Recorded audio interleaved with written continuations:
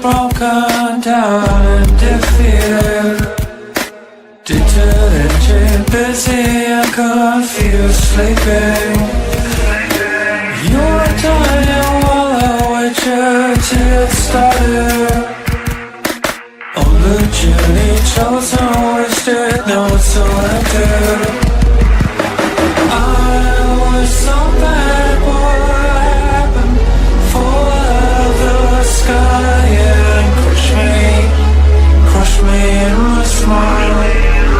I was so bad, what happened? Fall out of the sky and crush me in my smile.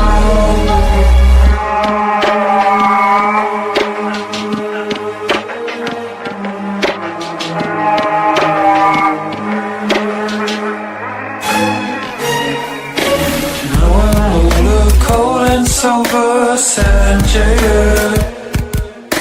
Then upcoming, they're broken down and defeated. You are dying while I wait you to get started. You are dying while I wait you to get started.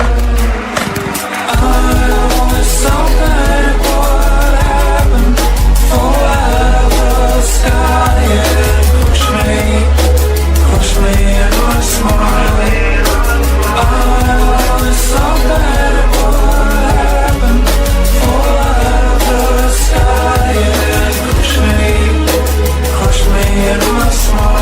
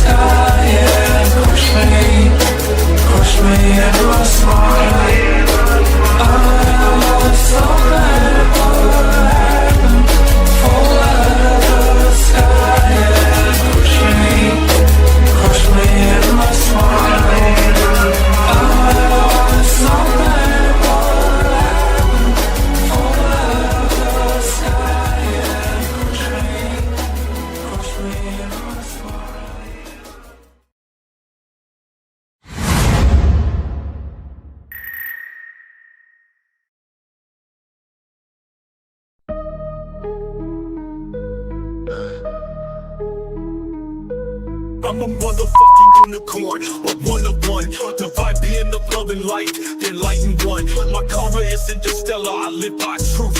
Fighting evil, my scars are living proof. Protecting you from the storms with all my might. Love me, I will treat you right. You ever cross me, it's the last thing you'll ever do. With my crown of thorns, I'll wreck you.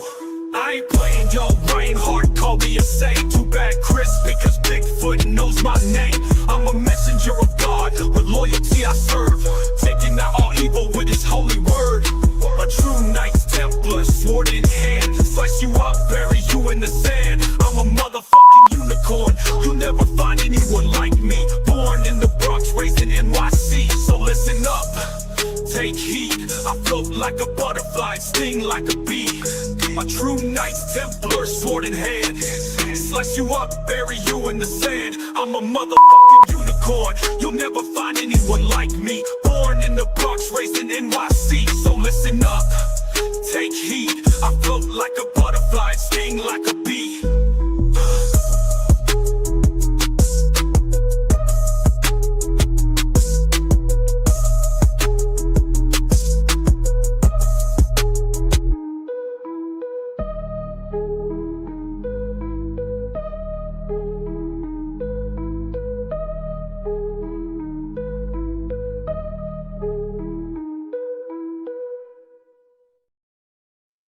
Hello and welcome to Third Eye Live. Now with half the calories. No, actually, we have more calories. We have myself and Mark, but we want to bring in our special co-host. He is the owner-operated host of the most, Mr. Naughty himself, Paranormal Paul. Hi guys, how you doing? How are you? Oh, I'm doing great. I'm doing naughty apparently. Yeah, you're doing naughty, but not as naughty as this monkey right here. So we'll add him to the stage. May change the name on it to Paul at the bottom. But that was me at our conference. Yes, back there in was. September, I remember when I was like, I was just hanging out talking, and all of a sudden I turned around and there you are. And I'm like, I'm not even gonna ask. Yeah, you've all laughed, Bigfoot face. Some people, it's just better off not laughing. I mean, not asking. So whatever. Yeah. But we have a shop as well on, and I think off of what you're using, even though I do screen printing and branding, which is really kind of weird. We do have a Redbubble account as well, and that's it right there. But we do have underwear with Mark Eddy's logo on it. You can get a Mark logo on your underwear. So the coffee cup was impressive. It is pretty impressive, actually. I mean, Coffee cup has underwear on it. No, but you probably could get some underwear on it. So, okay. But I thought this was great because you needed somebody. I'm like, just come on the show. Yeah. We'll just do it. Well, you stream to you, and I'll stream to me, and then and we all share kind of a lot of hey, kitty cat, a lot of the same audience. So we're going to be bouncing back and forth, and I'll be posting on both. And normally I go on at 8:30. So I'm just on like an hour and a half earlier tonight. So, and it's going out over on my channel too. So, and again, Bryan, thank you so much. I threw up the bat signal that I needed a guest for tonight, and he said, "Hey, why don't we just simulcast something?" Like, hey, yeah, I mean, why idea. not? I think it works out great. And then, I mean, you're branded, and you get the super chats. We get nothing. Melissa, can I have share some with more? No. I'll send you. I tell you what. I'll send you each and Richard a pair of Paranormal Among Us underwear. So there we go. Thank you very much. That is exactly what we want, and I'll be wearing them March 7th at Emmaus on the benefit. That's all I'm going to be wearing, freezing my underwear off, which is pretty weird. But I'm looking forward to that event, and hopefully I'll get to see you prior to that. Mm-hmm. If you're there Friday night, I'll be there Friday night. I think so. I'm trying to check out the forecast, but it's the Midwest. Like, wait 2 minutes, it's going to change. So I looked at the forecast already. High of 71 that day. Yeah. But a 45% chance of rain. But it's more than a week away, so you never know what's going to happen. Yeah, I know, because I'm going to report about more snow and ice early this week. Yeah, coming up for you guys. Which I don't like to fly, folks. Don't like it at all. I'm the biggest baby in the world. I dope myself up with whatever and just throw me on a plane. Yeah. I'm like B.A. Baraka. Some people are great with it. Not me. I don't know about anybody else, but I don't. Yep. So and again, like I said, I was talking to Paul earlier, like, just answer questions. There's no, please, thank you. Can I butt in? It's both of us and all three of us. Mark's really the problem. He's the jabber. Yeah. Well, let's bring in our guest, Richard Moschella, who is a paranormal investigator, mediumship artist, and author from Beyond the Fray, and a friend of mine. And I was just thankful very much. We're going to move you up to the top square. Welcome to the. Hello, everybody. Hi, Richard. How are we doing out there? Hi. Doing fine. How are you? Good. In frozen New Jersey, we're having it's crazy out there. There's Chicago. I'm shoveling, and it's full of ice. And, Did you get hit with the hurricane blizzard thing? Yeah, it was pretty wicked out there, and we're still just like shoveling out. We have nowhere to put this snow, so wow. I look forward to this conversation. It got me in from outside. So. There you go. You don't want to lift snow, folks. You want to push. Mm-hmm. Yeah. You want to push because that's how you get heart attacks, and we don't want that from anybody. Been there, done that. Don't want to go through that crap again. No. Yeah. I checked that off on my bingo card. I'm like, I'm done with it. But no, Jersey was. I just actually, before we got on the air, there was an Instagram report out of Jersey, they closed the Garden State Parkway at one point because the guy got out of his car and started defecating on the Garden State Parkway. Oh, nice. So, yeah, it's par for the course. Well, And now there's New Jersey man and not just Florida man. I mean, I've met a Florida man person. I met a guy. He's the one that put the alligator through the drive-through window. And I was like, "Oh, that was you?" No, he's like, "Yeah." I said, "Well, how'd that come about?" Might have been drinking too much. Go figure.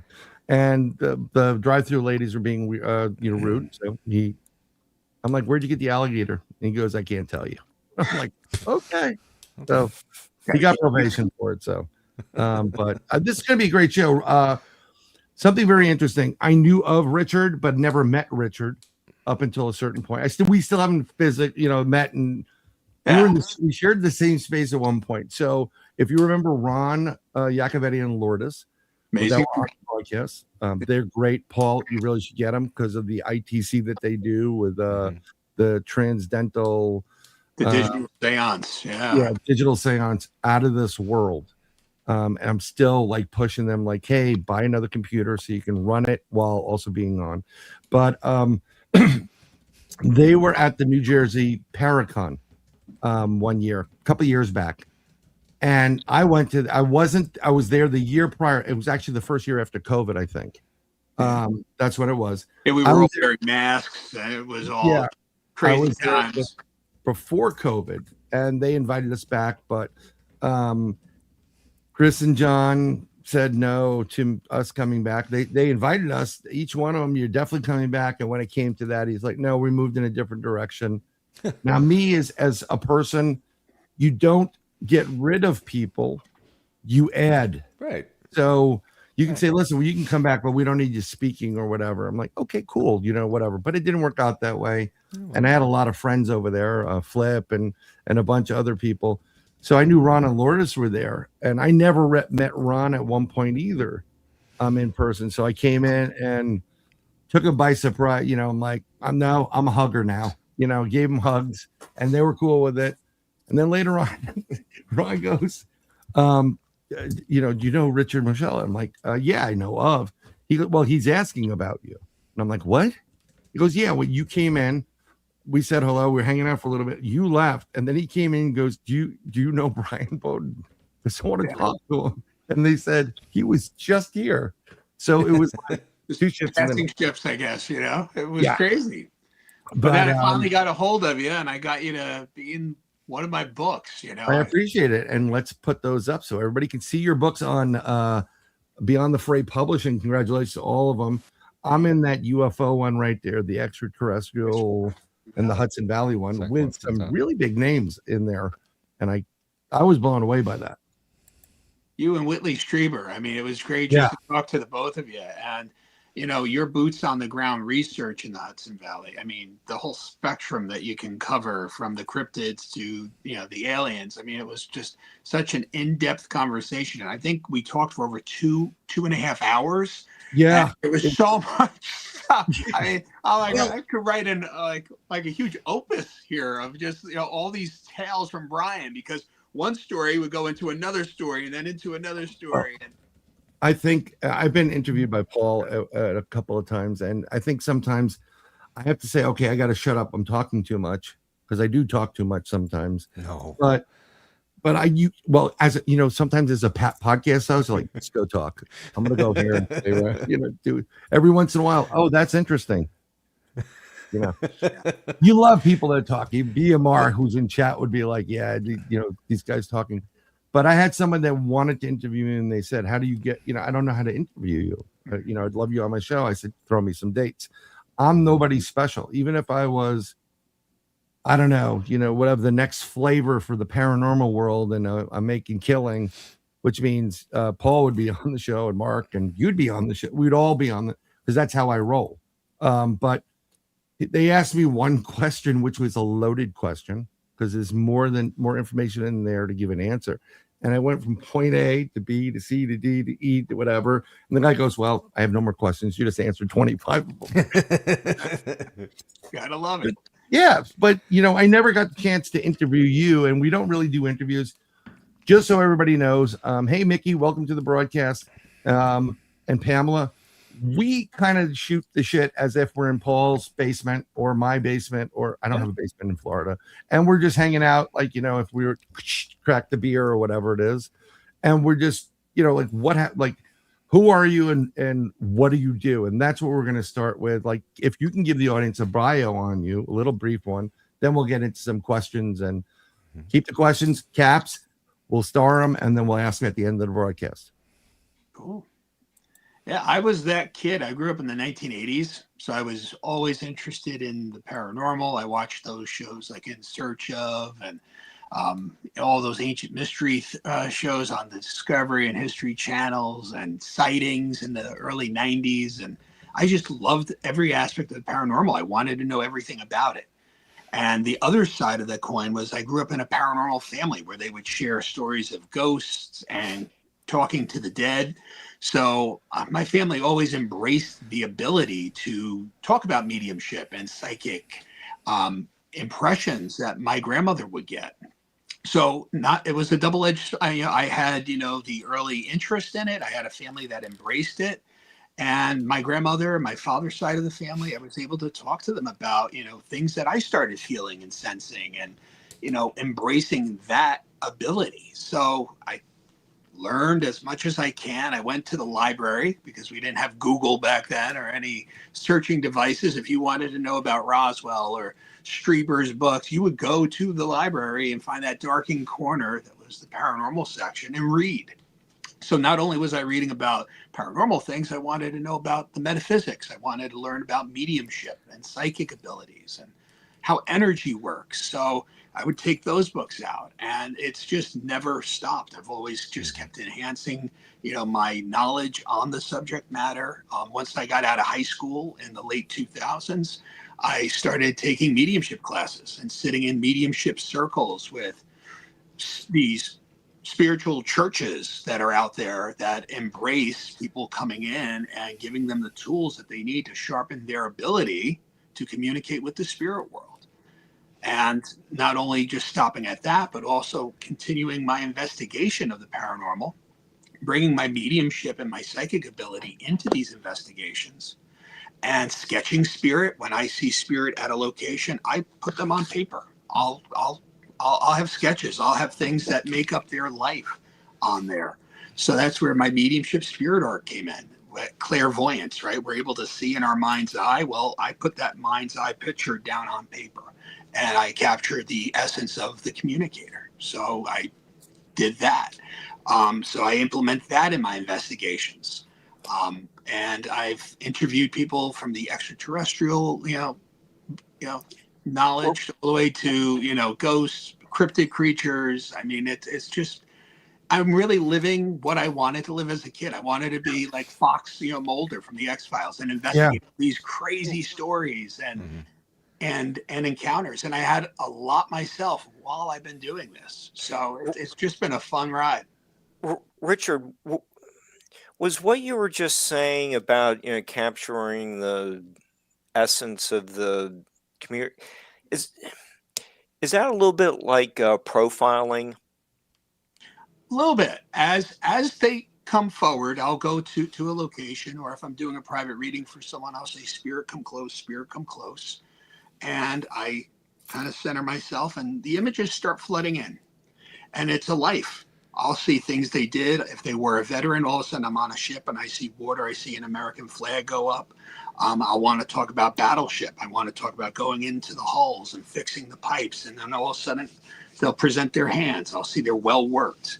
If they weren't well worked, sometimes I'll see that they dealt with papers. And then I capture that likeness, how they're presenting themselves to me. Did they wear glasses? What kind of face do they have? And it's just putting that down on paper. And this is just like an example. You'll see, the woman, she's a little heavier set. She has glasses on. And then I'll get what she suffered. Towards the end, I'll want to talk about, I see her having issues with legs, issues with moving, people coming to take care of her, and different things that make up her life. She'll show me things that meant something to her. And this is also, if anyone does mediumship or psychic, these symbols come into our mind's eye, the symbolism of the spirit world, right? So I'll start seeing a cuckoo clock. I'll see a bracelet made out of pearl. And this is where the evidence-based information, when you learn mediumship, becomes so important, because anybody could do loosey-goosey readings and say, Dad's here and he loves you. But what about Dad? What was it? Was he strict? Did he have a different relationship with you than he did with your brother? Let's bring that forward. Let's work on it. If we have that connection with Dad, we should be able to get this information, and then have them show items that really meant something to them, relationships that meant something, dates, and things they love to do, their hobbies, and then regrets, because a lot of times things weren't fixed on the earth plane. And this is where the healing comes in to the mediumship readings, what we can bring forth. If there's an apology, if there's a thank you. A lot of this stuff sometimes revolves around putting someone into care, where they got plucked out of their house and they might have been on the earth plane angry about it. But once they're across the veil, they understand why that happened, Right. So there's a lot of things that we can do. And I always strive for the evidence-based mediumship reading. And if something feels like it's too loosey-goosey, I always tell people, if you're having a reading and they tell you that Mom's here, she has roses and she says she loves you, work on that, work on the information that's coming forward. And when I can present that with a sketch of who I'm seeing, that's just another tool that I can do to relay the imagery that I'm seeing from the spirit world, if that makes sense. That's pretty interesting. And I also want to ask how much you're paying Ron Yacovetti at this point. Ron? I'm only joking. I've yet to see you with Ron and Lourdes, and when you guys do these things, I want to desperately get to Sterling Mine, because that place always I've driven past it on a way to do a golf outing for children's cancer. That's what we do. As I'm a Freemason in New Jersey. Yeah. All we do is raise money. And some of the guys play pool and drink, but it's all about charity and whatever. But I've passed Sterling Mine numerous times, and it's got to be a crazy place to do it. But in that picture, and no disrespect to the lady there, for a split second, I thought I was looking at our favorite English spy. It's in that image. But I'll let you guys go, Paul. Richard, one thing that I was looking at your website today, and I was looking at all those pictures that you drew, and they're right next to the actual person. Yes. And they're very, very accurate. And this is exactly what you're seeing from these spirits, correct? Correct. I don't see any of those personal photos until after the reading happens. So how blown away is the family members when you show them that, this is the person that I was talking to? I mean, like you said, anybody can say, I was talking to Uncle Frank or whoever, and then, sure. But then you show the picture and like, oh, really? Yeah, it touches them. I mean, you see, the reaction in their face, not only from the evidence that's presented in it, but when you could turn that over and you capture the essence of Dad. And sometimes it's not Dad when he died, it's Dad when he was in the Army. It was a more happier time. It's when he was healthier. Sometimes when I turn that picture over, it's Mom having a little bit of vanity and saying like she wanted to have her earrings in, and she passed maybe and she didn't have hair, and it's her with a full head of hair, and it looks like her wedding photo. So it even means more to the people when I pass it over to them, and it's a part of their life. Where they like, I even have a photo, and this was a great story. I turn a photo over, and a mother and father wanted to be on the same sketch. Mom's a little lower, Dad's a little taller. He's wearing this, suit jacket, and Mom has these big, like kind of like 50s kind of glasses. And I said, this is how the picture looks like. And they're kind of like this in it. And he has his hand over her shoulder. So I sketched it. She has that photo on her dresser. That's cool. So there's no way. I literally was in her bedroom looking at this photo, and this is what they're showing me.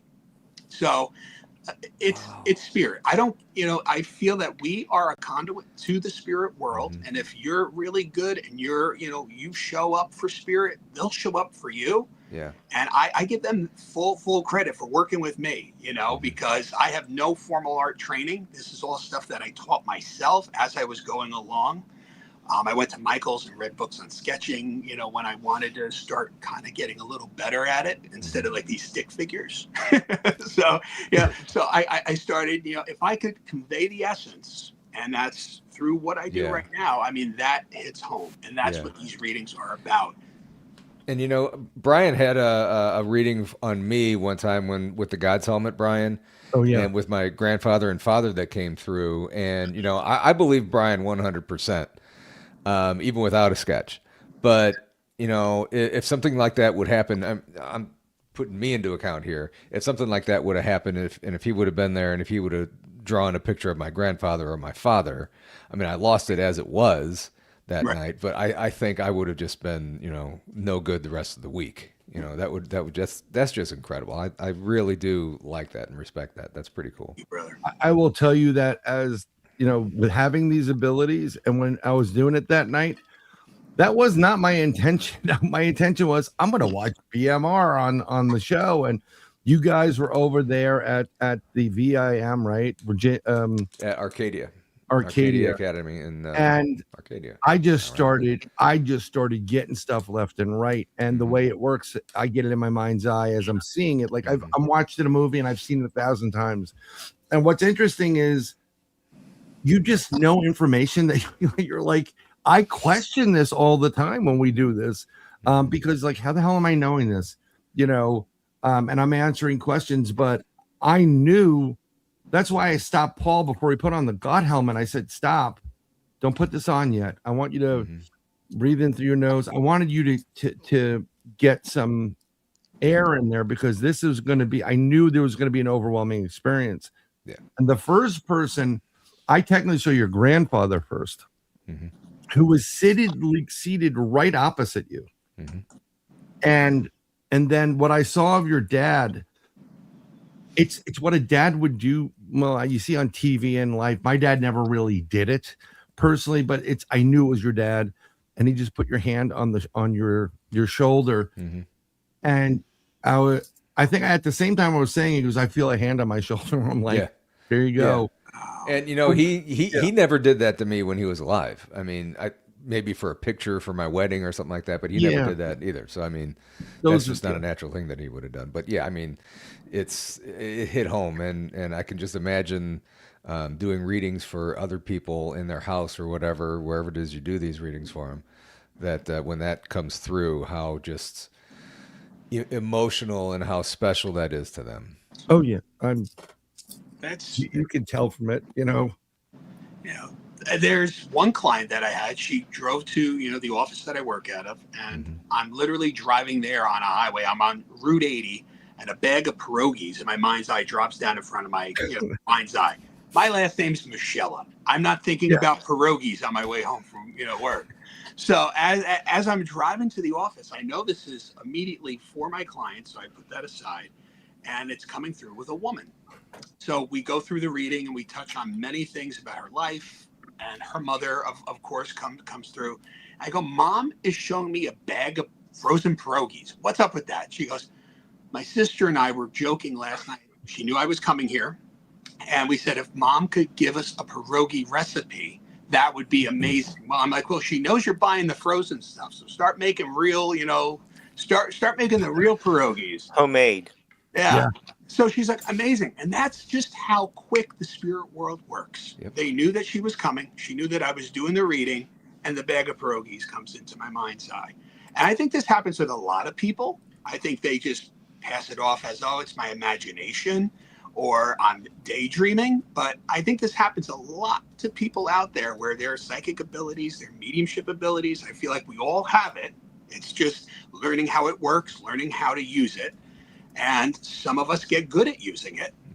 But, you know, that just dropped down, and I knew that was for my client. And that's how fast the spirit world works. So I tell everybody out there, talk to your loved ones, ask for signs. They're going to give them to you. You know, you can also ask for help, right? What's that? You can also ask for help. Guidance.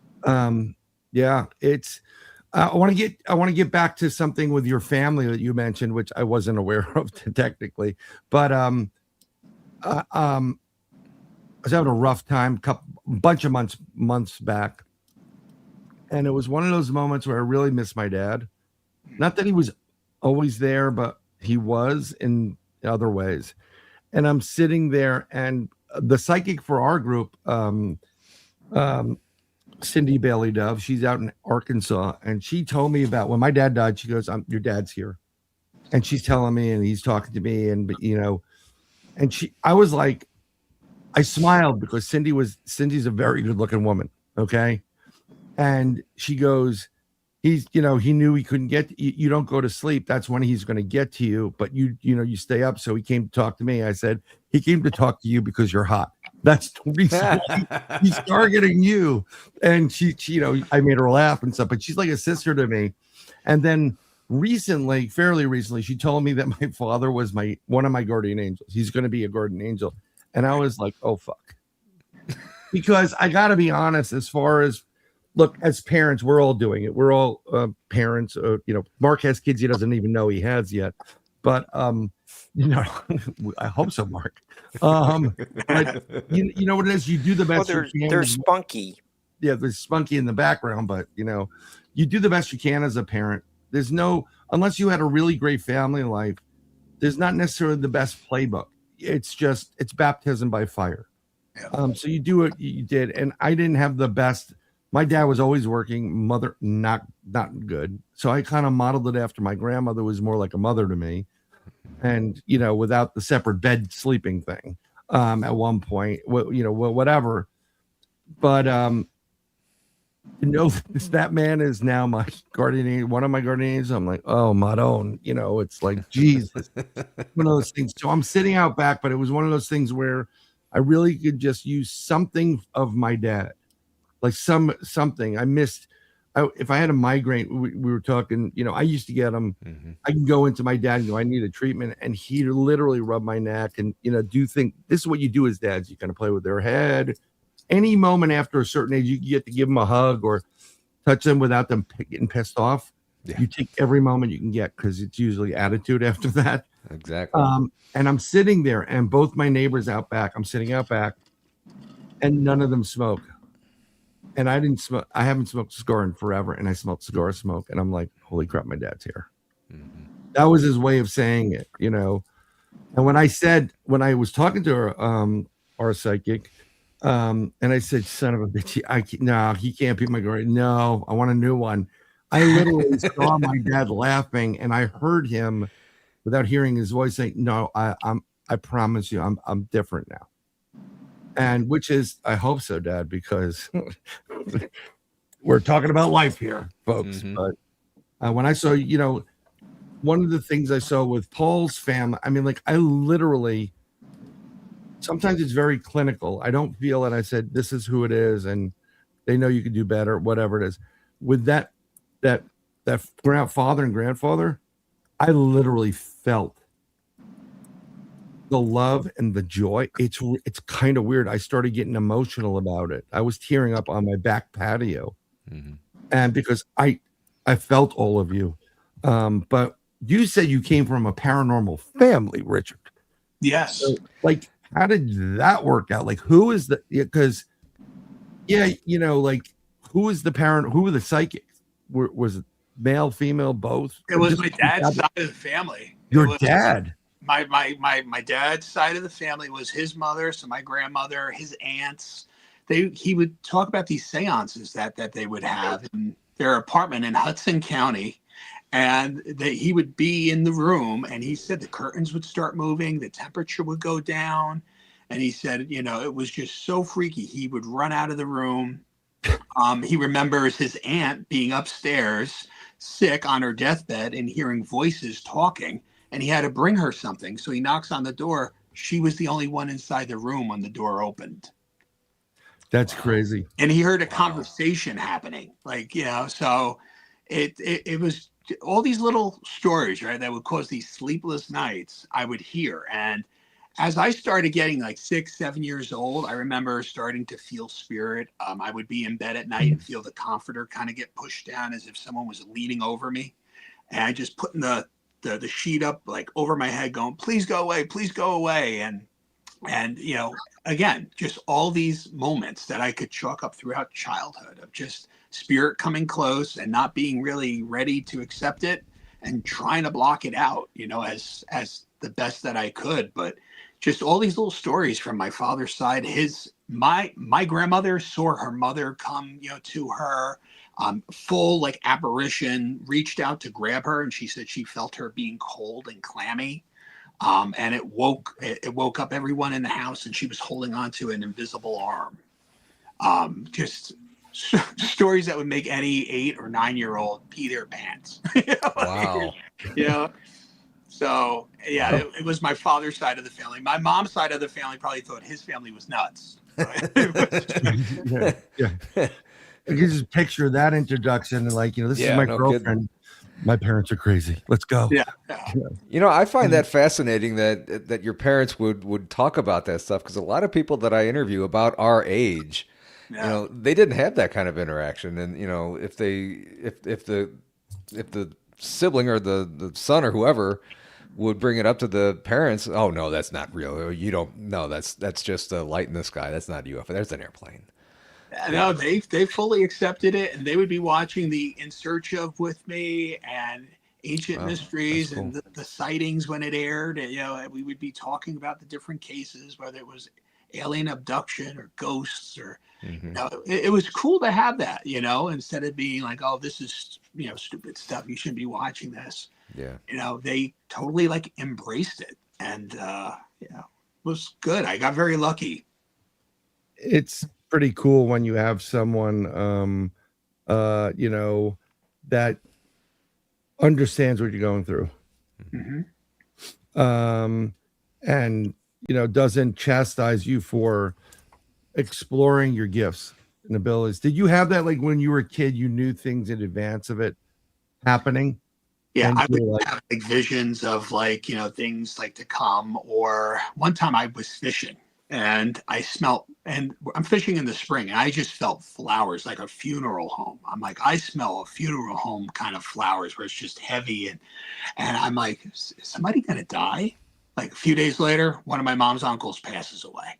Yeah. So it was like, that's how it works. And then I would have dreams, and I would see my grandmother in a casket, and I would know the flow of the funeral parlor. And I'm like, you're going to make a turn here and then left. The casket would be on the wall. It happens the same layout as it was in my dream. So there's a lot of nudges like that throughout my life. I've learned how to, trust them. I think that's a huge thing for anyone who's evolving and learning their psychic abilities, is to trust what's coming. But yeah, there's too many to mention. Yeah. Go ahead, Paul. It's funny you mentioned the funeral things, because a couple months ago, if anybody's Catholic or whatever, when at a funeral they play On Eagle's Wings, and I had that song stuck in my head, and I hadn't heard that song in years, and I'm like, why? And I kind of knew about that. I'm like, okay. So I'm just I told my wife and my son and everybody around me, just be careful. I don't know what's going to happen. Just be careful. I got this weird song in my head. Just, nothing happened. And sure enough, somebody's mother died or something like that. But yeah, that's weird. Yeah. I personally think Paul has a lot more abilities. And I think when you get involved in this field, I do too. Yeah, I think you have tremendous amount of abilities. And also he also, we're having little buzzes here and there. I'm hearing them on the headphones. I marked one at 20 minutes and change, but and I heard it again. Now I thought it was when I was posting, because sometimes I'm posting on my cell phone, but it's not hooked up to anything, and it's not affecting this. And then I think Shelley was saying something about when we talked, Paul, things were happening. What are the buzzes? Yeah. Okay. So I wasn't the only one, and thank God. And it's not this medication I'm taking. No, only joking. This is vitamins. But have you, when you started doing this, Richard, your development of your craft and your abilities, have you begot other abilities? And can you give us an example? Like, you started off doing one thing, seeing these things, and then now you have another one of the abilities. I don't care. Don't take this the wrong way. I don't care when people say, well, I have all the Claires. I'm like, Claire can have her own shit. I don't care what you want to call it. Pardon the expression. No, I totally. I don't get technical with that because I think when you get so, well, I have all the clairs. You're trying to promote something because I don't think you're really up to par with really what you have. You'll get people talk about their clairaudience, their sentience. I just call it your psychic senses, your mediumship senses. Spirit uses you as a tool. So if they could give you a smell like the cigar, that brings you right there. You're thinking of Dad. So Spirit would use that. That's an easy way for them to be like, Dad is close. If there's a strong perfume that Mom would have wore, they would use that to kind of bring forth a message that they're around you. Symbolism. There's also knowing. There's that gut feeling that we all get, that we say, I had a gut feeling that I shouldn't have gone to work. Well, get gut out of the way. You had an intuitive knowing that you shouldn't have gone into work today. Okay. So that is a trust that you have. When you wake up, you have that knowing that something isn't right and you're not going to go in that way. Or you meet somebody and you had a gut feeling about them. Throw gut away. You had an intuitive knowing that this person was a bad person, a good person. So it's just learning to trust these things, trusting hearing. Sometimes you'll be somewhere and you'll hear something. You might hear a song play that's not really playing in the room, or you might hear somebody whisper something to you. Some people hear clicking or even a buzz. And that could also be Spirit's way of coming in. So just start trusting your psychic senses. I mean, for me, they communicate in a lot of different ways. And it's not just visual. I'll be doing a reading and sketching Mom, and all of a sudden her perfume comes through. And I'm like, I need to talk about this potent perfume that just stinks. Yeah, Mom would put too much, and then that would be a whole nother story. Or Dad's coming through, and I almost want to say, like, I could taste like scotch. I could just taste it. And he was a big scotch drinker, and that's another piece of evidence that comes forward. So they use every ability that they can to get you, to prompt you to talk about things that they did in life. So yes, the clairs, if you want to call them clairs, but it's your psychic senses. You're muted, Bryan. I am muted. Yeah, no. It's just I'm trying to hit both chats at the same time. Okay, so please. I'm confused too. I mean, it gets really busy at this point because we're running it too. And I wish it really was it is almost universal, but it's not. So like one of the things that I had a friend that lived in Hackensack, and I met him. His name was Rob, and I can't go into the other details because of family members, information. So I just had to do this because I just get great show, Paul, on his chat because he gets super chats. And we, during the COVID event, we would talk about so many different things. We would talk for hours, and it'd start out like almost like, hey, how's it going, to some politics, the good, the bad, what we're seeing. Then we get into some religious belief. He started to get more religious during COVID because he started having these really weird dreams that were very real. And one of them was he was in this darkness and he was surrounded by fire. So during the COVID event, most people, it really did psychologically affect people because it's the first time we've really been locked away. And if you live in a house, at least you can stand outside your front door, open the door. I lived in an apartment building. So did him. And so we would talk about things, and we were working on him. When he would sit, he was telling when he was praying, he'd feel vibration, and like he felt this feeling, and just before it kind of engulfed him, he'd get scared and break away. And I said, no, you don't want to do that. You're trying to connect brain, body, mind, heart, soul. That is actually good. Let it complete you.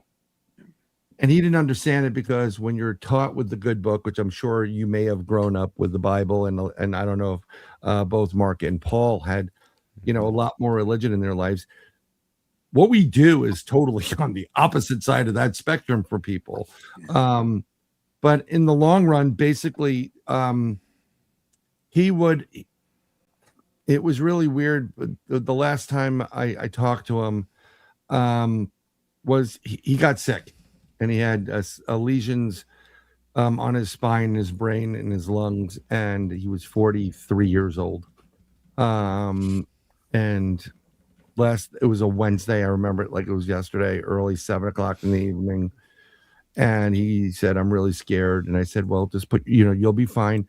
Put your faith in God. And he did. And then about 10 o'clock that night, as I was walking out of my railroad kitchen, everybody else is sleeping in my Bronx apartment. I'm going to make the turn to go to the restroom, and he was standing there and smiling at me. And I, to the point where I had to stop and turn. That's how clear it was. So I go to the restroom. Yeah, it was weird. And I said, he died. I know he died. Fast forward a couple of days that Friday, get a phone call from a Connecticut number. I'm not big on answering numbers I don't know. Right.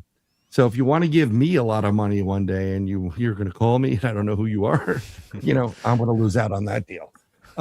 But something said, your intuition, your ability, you need to pick up this phone call. And it was his sister. And she told me about Rob passing Wednesday night about 10 o'clock, which is, it gels with. And I think he was there because we were really close. We met at work. He was like 7-8 years younger than me, but we were on the point with each other. Just good guys. It's very hard to meet good people like Paul and Mark when he's not doing drugs, and some of the other misfits. No, I'm only joking, Mark. I'm just gonna fuck with Mark. But it's really hard to meet people. You're a great guy. Ron and Loris, I mean, if they're still watching, we all know that Loris is really the brains in everything of the operation. Only joking. Of course. We know this. Okay. I love Loris. That's all I'm going to say. So, but it's hard to meet people. When you meet these people, you should treasure everybody. I mean, everybody that comes into our chat and their chat, and I'm friends with a lot of different people in chat. Believe it or not, even though I may not have met you personally, I treasure you as a person because you've been consistent. You're wonderful people, and I appreciate you. And I know Paul does, the Blondes and Blues do, all of them. Don, every one of these little, this I call it the network that these guys are in. We're not in it. We're in our own. It's like that Mel Brooks where we're making our own circle. No, but we're very close to them, and it's hard to make friends like that. So fast forward about a year after he died, we used to talk all the time, and I was missing that talk. And I'm coming in, my kids are working in a summer day camp in Westchester, New York. I'm by myself, and I'm like, he just came to mind, and I was like, I literally said out loud, damn, Rob, I really miss you, man. I hope you're okay. And I heard, yeah, I'm doing good. And it was his voice, and I'm like, okay, wow. I'm hearing that. And I'm like, he's like, no, you're not. And I'm like, you're here, aren't you? He goes, yeah, I'm having a conversation with you. He goes, yeah. And I'm hearing this, Rich. And so I'm like, cool. I'm glad I miss you, buddy. He goes, I'll be okay. We'll check in every once. I said, okay, no problem. Never have. I mean, I've heard this before. I hear my name being called sometimes. I don't know if Paul or Mark has done it, or even you. Like you'll be doing something. I'm like, Richard. You hear it. Yeah. It's audible. So I go and call a friend of mine that doesn't talk to me anymore out of Canada. And I said, this is what happened. And they go, oh my God, you have Claire audio. And I said, I don't know who Claire is, but you can keep her fucking audio. Because to be honest, that was just, but yeah, it's really all these new little, like, oh, new power unlocked. This is a really weird video game, and I'm the focus of it. Just like Paul, you'd be the focus of yours. That was a little bit unnerving for it, but it does come in handy. I mean, when you hear something, when you sit, you're thinking of mom, or you smell her perfume or grandma's perfume, and you just know. Yeah. So all everybody out there, don't let anybody say, I don't even know who Robert is, but welcome to the broadcast, if he's on ours or yours. But do you ever tell people to, don't ignore these things when you're doing your readings and you're doing your gallery stuff, because you do a lot of public appearances, if I'm correct. Yeah, big readings for restaurants, and then we do just those private appointments with it's a 1-to-1, or we're doing it through Zoom, But I tell everybody to embrace the signs, make things hard. I think that's another thing that the spirit world wants is, don't make a sign just a cardinal, right? Because cardinals are all over the place. They're over marketed. So, You're a good PR agent. yeah. And I said to, I did a big event and I'm talking to the crowd. I go, make it a walrus. Okay. Make it a walrus. I get in my car to go home from work the following day. I am the walrus from the Beatles, right on the chorus. I am. I mean, boom, right? I thought you were going to say you saw a walrus on your drive home. Oh, yeah. I work in Hackensack, so there's no walrus in Hackensack. Yeah. But, yeah, that's really cool. Yeah. So Make it a walrus. That's great. so make the signs hard. Make them special for that person. Make it something so so when it hits you, it's like, wow, this really came from somewhere. Don't make it a cardinal. I mean, even though they're the symbol of spirit and our communication with those on the other side in heaven, but make it a little more hard so when it comes through, it really hits you. Yeah, I mean, Paul likes Cardinals. St. Louis Cardinals. Yeah. Louis Cardinals. Yeah. I'm a Red Sox fan, so. Well, here's And just when I thought I could like you, Richard, come on. Oh, sorry. Not everybody. I'm out. Right there on my wall is all Red Sox memorabilia. This is great, and I think I said it before on one of the other shows.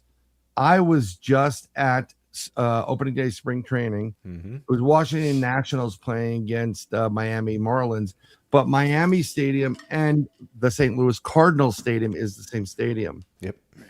So when I turned over and I saw that, I immediately thought of Paul right off the bat, and Brandy and Krista and everybody, because it's Missouri.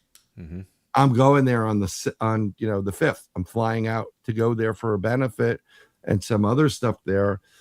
And then I saw Busch beer, Busch Light beer in the background. I thought of BMR, and it's just, there is no coincidences in here, but I love the walrus aspect. Mark, what is going to be your tell? Like, what would you ask for, Mark? Like as a sign? Yeah, a sign. Like pterodactyl. So one of those leaving Georgia, entering Georgia a couple of weeks. Actually, from that conference. I don't know. Maybe something a little bit more realistic could be a beaver. A beaver, that would be interesting. Or depends on what kind of beaver you're talking about. Yeah, because Mr. Naughty's to the other side of you. You're the dancing monkey again. It's say that. Well, come out of my mouth. Interesting that you mentioned Cardinals. I want to see the Cardinals. St. Louis Cardinals. Do you see where there's no coincidences here? And I will tell you also, and you're right, because depending on where you are in the world, Cardinals are very prevalent.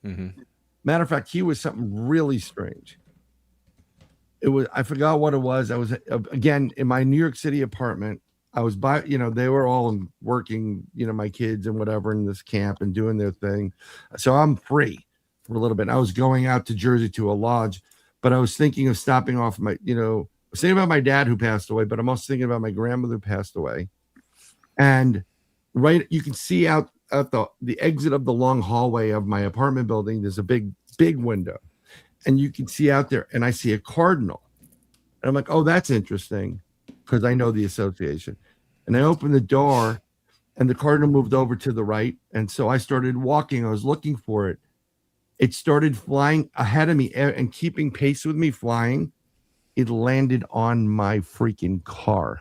Wow. Now that's a sign. Yeah. That's not like so. And another thing is, if I see black cats go across my path, I will gamble. Always produce money for me.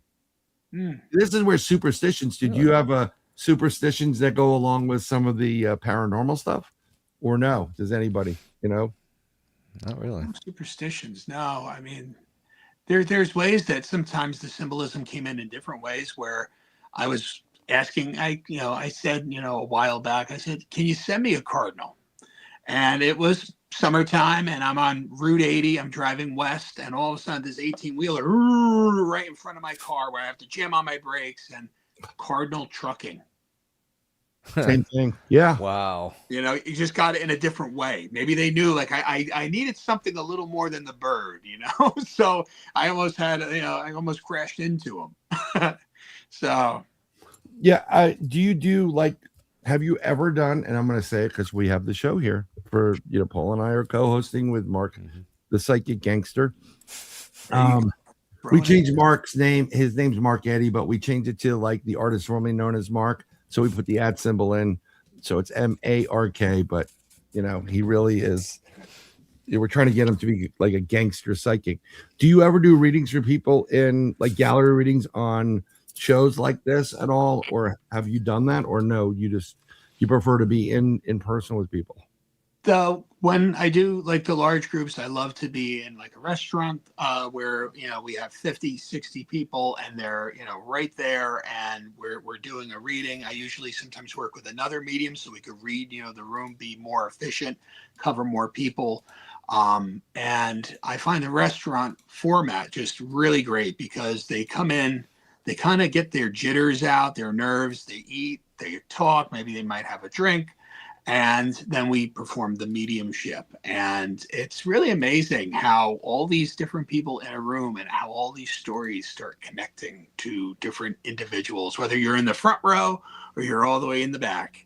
It's just how these people come back and they bring these stories and their loved ones step forward and we could cross that bridge. We could bring forth these, stories of healing and evidence to let them know that their loved ones, that light that made them who they were in life, continues. It didn't go out. We just lost the physical, so.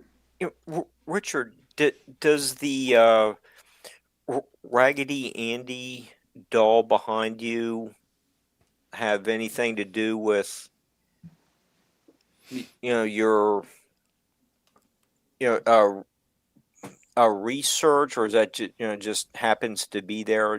Well, when I investigate the paranormal, especially when I go to investigations that have children, I'll bring items that children would have liked to play with, and that's just a trigger object toy that I use. Okay. Why it's on the top shelf is so my kids don't end up playing with it, because this thing has been around with me. It's been to many paranormal locations, so I just keep it up there, and there's a few other little stuff things that I bring with me to paranormal investigations when I try to trigger a response from a child or ask them to step forward to the Raggedy Ann doll. It's no reference to Annabelle and all that stuff that's going on. So Well, since you do work with children as well, have you worked with police officers to like solve a crime? there's a few years back, someone reached out about a cold case, and I did a few sketches and I sent it to them. And they sent me a sketch of a suspect that they had in custody, and he matched actually one of the sketches pretty good. And they're like, we know that he's tied to this. We're just trying to figure out, if he'll come forward. But after I sent the sketches, I really haven't heard much more from it. I don't know what happened, what was the outcome, but it was kind of cool to see, the image that I got was someone that they had in custody, that they had tied to what was happening. And that was the only, but I welcome it. If anybody out there would, want to explore that, I love that, because I feel like there is no geography to this. I mean, if you have the ability, you could hone in on things all over the globe. I mean, there's things that come on the news that I kind of get a little nudge for, and I'm like, this is what I'm feeling about it. Yeah, there are those couple famous sketches that's all we have to go on. Yeah. Well, I think DB Cooper, is that DB one of them I was thinking of? The sketches of the Yeah, people? there's a sketch. Of DB Cooper. Yeah, there is a weird sketch of him. Yeah, it in the I believe the Zodiac Killer.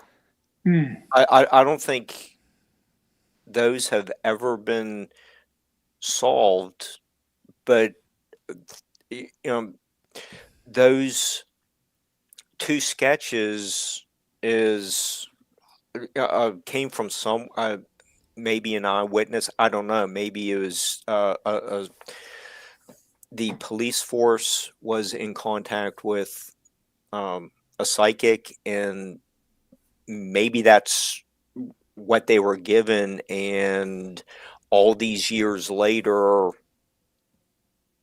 that's it. Yeah. I don't. I was just just kind of throwing out those two examples. I don't think those two cases were solved, but we do have famous examples, and it is interesting to kind of look into that possibility. Yeah. You do have other examples of maybe cases were solved. I'm not that familiar with them. Just Another brute, by the way. Just letting everybody know. Please forgive me. Yeah. Keep talking amongst yourselves. I mean, there's trying to times get where I'll the watch time the down. news and, I'm just trying to get the right time now- down, Buzz. So I can get a buzz into, because we keep our chat going. So whatever you post here, it'll be on your permanent record. So you know. But here's something I learned from a psychic that's in New Jersey. I don't know if you know Carl Petrie. Mhm. Yeah, okay. So Carl's a brother of mine. And Carl's given, we've had many, many conversations, but he's also done presentations. Right. He said something very interesting, and this is why I got scared. And I want to thank Cisco, who's in this chat, another former Jersey person, for helping me out with what took place, where I saw the waitress and I had to warn her, don't take the ride because I saw her dead. And I was with my two daughters at this bar restaurant, and as a father, I wanted to tell her, but I also remember what Carl says, that he doesn't get involved in these cases unless the police come to him and ask him to, because you are the prime suspect once you get involved and say, I'm a psychic medium, there's a body over, you become the suspect for that. And you're going to go to jail. And they don't care, you should know these things. But what they don't understand is, as a psychic or a medium or someone intuitive, yes, we do know these things. It's really weird. I mean, I'm sure, Paul, you've been in situations yourself where you just knew something. You just know it. Yeah. And you're pretty much right, even though you keep your mouth shut because it looks really funny if you start saying it and you get all the crap. I've already gotten the crap, so people make fun, even family members, and I'm right. Yeah. I'm right more than wrong. Do you get involved in police stuff other than like what Mark was doing? Because you do the sketching thing, and I think, do you get these images of like, oh my God, there's this guy's here, this is what the serial killer looked like? I only worked with law once. I mean, there's been times though, like watching the news, where a nudge comes in and I'll be like, I feel like they're in water. I see myself kind of off like the highway and I'm in like a swamp and there's water. And at times I see that's where it ends up, so, and then my wife just looks at me like, you're weird, like, yeah. So, there are times like that where I'll like just say like, where like I feel like this is going to end, or where I'm drawn to, or what they're showing me. And I'll make notes. I think you do the same thing when you have visions and stuff. You keep a notebook, you keep a journal. I think that's what somebody who's ever exploring their intuitive abilities should do, is journal and write notes, write dates when you wake up and you have those dreams and they're showing you things that you think could be potentially happening in the future. Date them, because This is the way of our intuitive self, just kind of like letting us know that we have this ability, and this happens whether you go to a historical location. I always tell someone in any of my training classes, if you're looking to explore your ability, go to a historical location you know nothing about. Bring a notepad, bring a sketchbook, and just write what comes to you. And then when you're ready, you go ask the docent or the historian there information. Be like, hey, do these names make sense? Go to a place where maybe something happened and see what you get. What names Right. you're able to pull out of it. And then he's gone. The same thing, it's really weird because I've done this. Here's something that was weird. I did a conference, the Crossing Realms conference in September, and it was in Missouri. And Missouri, first time in the Midwest, and kind of breathtaking. I realized that Lewis and Clark were out of their freaking minds for doing what they did. Yeah, right. I mean, it's just insane. Like, we're gonna walk that way, and then we're gonna see what happens. But what was bizarre is when we went to this place, Emmaus, Paul was there. Mhm. We were there. I was at that place when they were doing a live from that location. And I was sitting there and I'm doing my laundry. This is where it gets weird. I'm back in New York. I'm doing my laundry and I'm watching you guys doing the Emmaus thing, whatever. We And don't need to know if they're naughty No, they're not. underwear. I'm a boxer brief guy. I'm just going to tell you straight up. I have the naughty underwear. There you go. Paul has the naughty underwear. Yeah. That's why they call him Magic Mike. I know. So I start texting Krista. I'm like, yeah, there's something watching you from over in one area and then another area. And she calls me and she goes, something just moved. I said, yeah, right by that tower, the smokestack, there's something over there peeking in on you. And it seems extraterrestrial. There's a cryptid on the other side. And I see this in my mind's eye. I'm holding my bag of laundry, go down and put it in the dryer, 9:30, 10 o'clock at night, whatever it is. And when we got there at the end of the conference, we went there one day, which was fantastic. It was one of the best nights of my life. And it was so much fun hanging out with these guys. But I stopped before we went in and they were like, I think Chris was like, you okay? And I'm like, yeah, I saw this in my mind and I'm here now. Mm-hmm. And it's really weird about that. And I'm going to ask you, Richard, but I'm also going to ask Paul because he's been dragged into places from some psychic people and other people.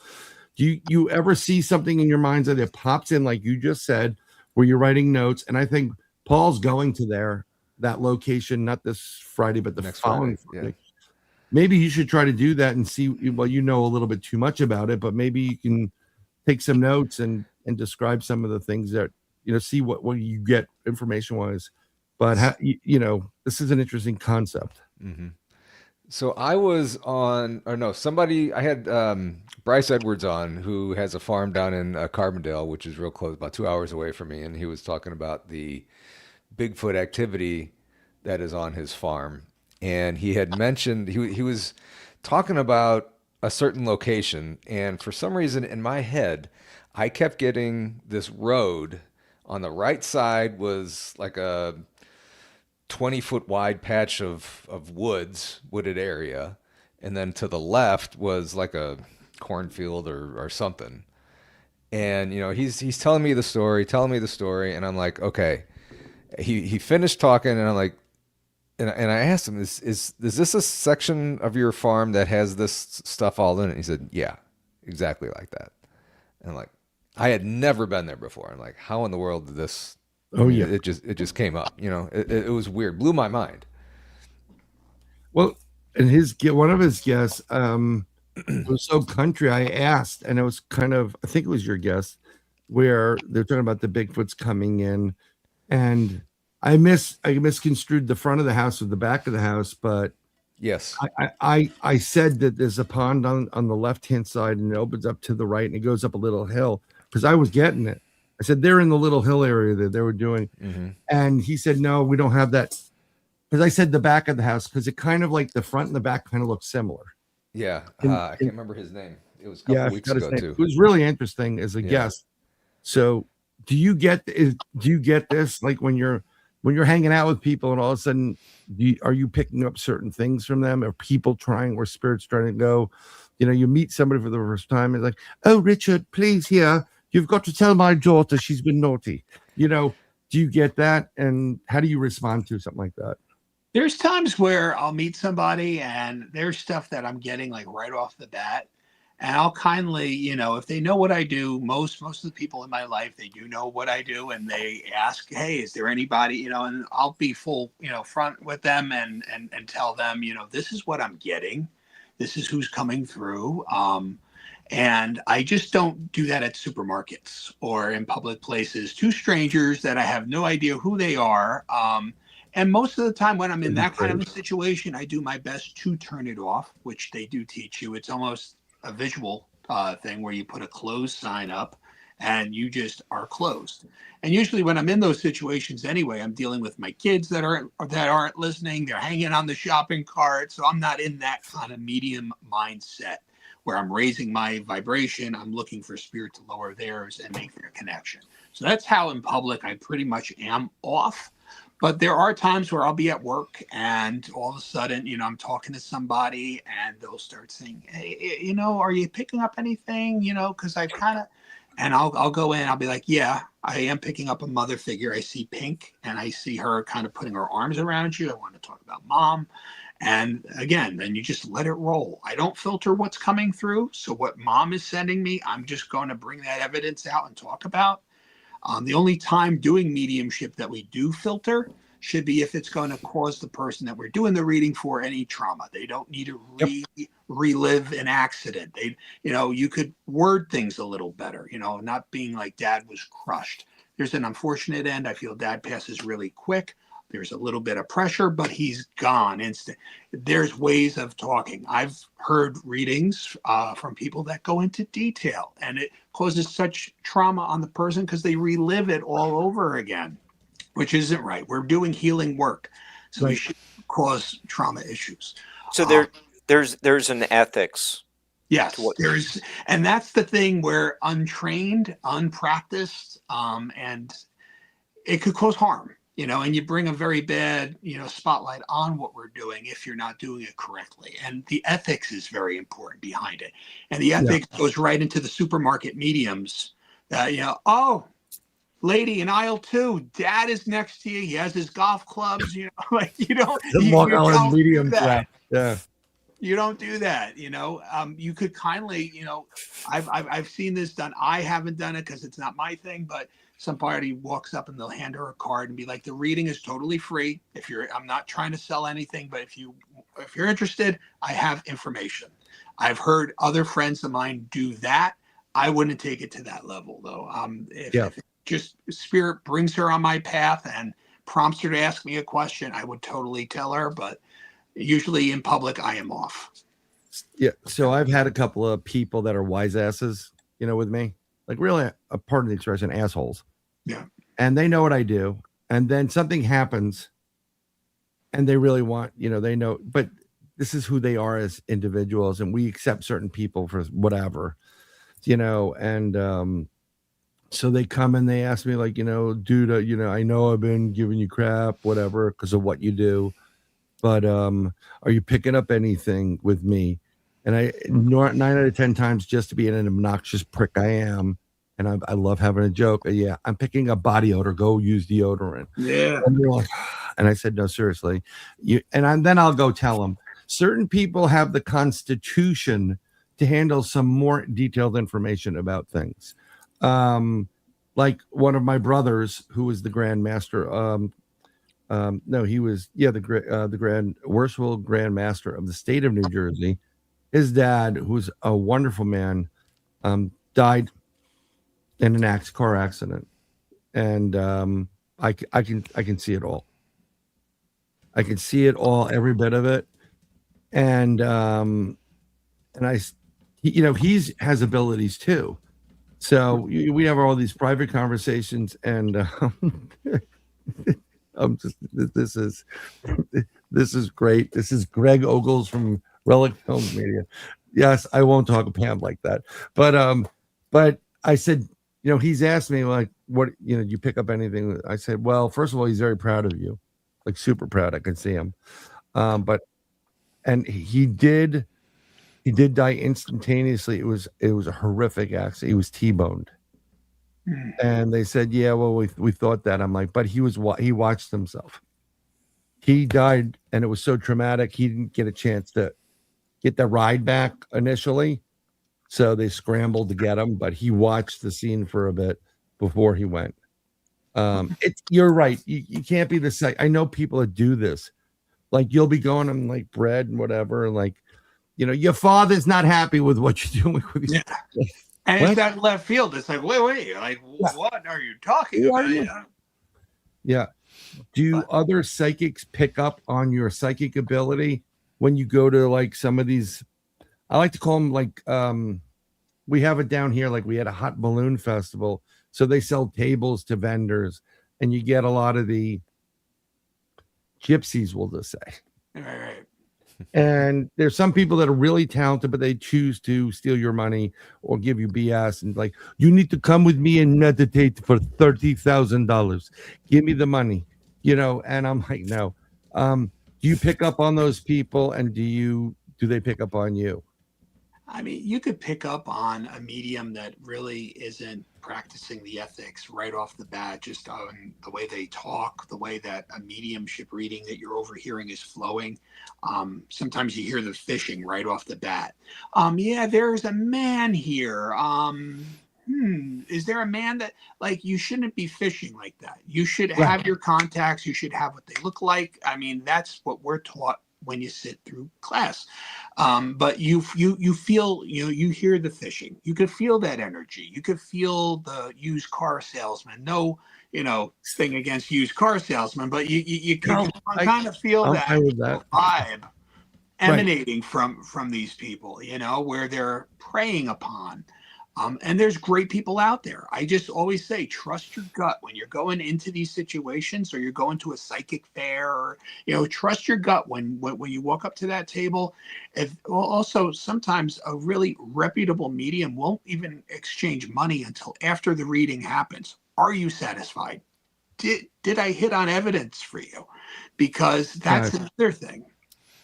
Sometimes they're all about ego, and that's a whole nother aspect where they're taking these glam shots of themselves and I'm great and I'm just, well, you're not anything. You're just a vessel for the spirit world to use to come through. You're the conduit. I always, we give our full credit to spirit for working through us to them.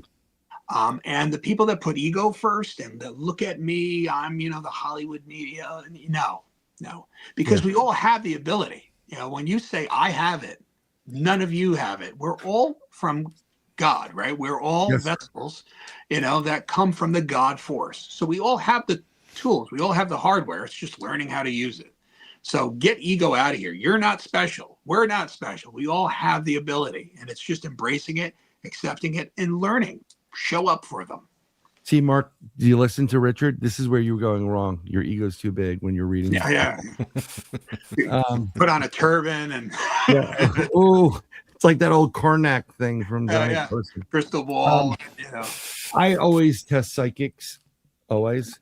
I hide jewelry and put my hand over my watches so they know, whatever I have and whatever. And I'm very still. Not normally very still, but I'm very still. And you can really pick up ones that are really gifted. And you can also see people that are just shysters out the door. I met a psychic at the River Rock off of Route 70 in Jersey, down at the Jersey Shore. She was there on a Wednesday. We were like before the kids went to school. Her name was Shar, and she was giving $20 readings, 15 minutes. So I'm always like, I'm looking for people for shows or whatever. And I went in there and I waited and we sat down, and you have to wow the shit out of me for me to even give you consideration. And she wowed the hell out of me because she started pulling out names and things. There's no way in hell she should know. right? She's not like, I'll be back. I have to use the girls' room. Goes in and starts taking your picture and does like, a search of your face or whatever. But she was really, really good. And I'd love to have more. Paul has Jilly come on, and she's really good at what she does. And I think she's in chat or something like that. I thought she was I in haven't chat. seen her yet. But I've also been in situations where I don't know, I must give off a vibe, but I scared the hell out of some people that trying to pretend to be a psychic. And I'm like, can I get a read? And they're like, no, we're closed. And you can see the panic on their face. Yeah. And that's good. I don't want you taking someone's money because people are looking to you guys and looking for help.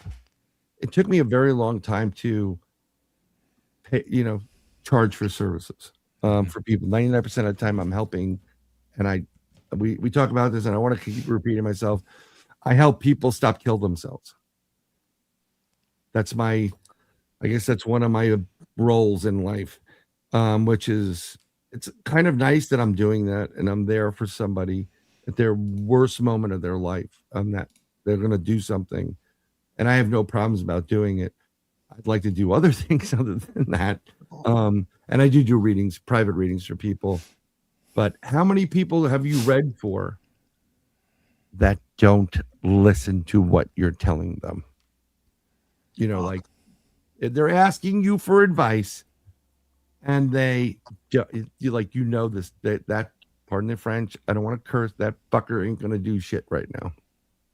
I did a reading. It goes back like 4 or 5 months ago, and it was for a friend, and she wanted a reading about what was going on in her life. And we're in my private office. She comes in and she sits down, and I could just feel like anger, tension. And she sits down. I'm like, what's going on? Because there's like a perfect storm of just like bad juju that just came in the door with you. I'm like, did you just get into an argument with your fiance? Because she goes, yeah, he's, upset that I'm here and that that I'm doing a reading, and he wanted me to do something else today with him. And I asked her, I'm like, is there anger like flaring up from him? Because I want to talk about this. Ain't just today. This has been like a pattern, and I'm seeing in my head like a pattern of this red bursts. And she goes, yeah. I'm like, well, there's something going on where we need to talk about him like getting counseling. Have you talked about it? She goes, I talked about it to him like 3 days ago that we need, like therapy, and he doesn't want to do it. And, we're going to be getting married. And I go, well, and I hate to tell you this, but I'm like, I see like a yellow traffic light. And when I see a traffic light, I use that symbolism from the spirit world and decisions I make. When I see red, I stop. When I see yellow, I slow down on my choices. When I see green, I go. And for her situation, I got that yellow traffic light. I'm like, we need to slow things down. I'm like, even if you need to just put off the wedding just for a little bit of time, you need to work on his anger. And she said right off the bat, she goes, I've been dealing with it for months. And and again, how we pick up on things, I'm like, this stems though from the relationship with his father and his father before him. They are just very hard. They're not, he has a lot of things he needs to work through. And I told her, you got to slow down. And they wound up getting married, and come find out, I just saw her a few days ago, and they're currently in therapy. So I'm hoping that everything works out. But again, this is something where I told her months ago, you gotta slow things down. Because, those are the nudges that we're getting, right? And what the vibes that we're feeling, the energy that they're emanating. So. And it's, when you have friends that have these abilities and you ask them for advice, and they ask them for readings, it really can get hard. I don't know if Paul, I mean, Jilly, and when you ask people for readings, it's like, I know this is your time, and this is for some people how they make their money. But you kind of don't want to impose. I mean, maybe that's just me. I know some other people don't care. Right. They're like, tell me about this. Right. She's always actually offering to do it. I mean, and then she's always giving away stuff. So, I mean, I don't know as long as she's offering to do it, I mean, people love getting those readings on the show. So I think that's pretty darn cool. One that, you know, and I've asked her this too. She's also a Red Sox fan. So, you know, there's two that I like. So I don't Love know. the Red Sox. So do I, actually. Really, Brian? I was born in the Bronx, and my father's uncle was best friends with Babe Ruth. He has a ball signed by Murderers Row, but I was a Yastrzemski fan, and the Red Sox. Mark, so how are things going with you, buddy? We haven't. Who do you like? Are you a Red Sox fan too? Yeah. Please don't say you're a Cub fan. I'm gonna be rooting for. To be honest, St. Louis right now for me now. I like a lot of the sports teams from Pittsburgh. Okay. All right. Up that way, about 60 miles. Cool. I think the Stillers have great legacy over the last 50 years. Hard to top. Didn't grow up liking them, but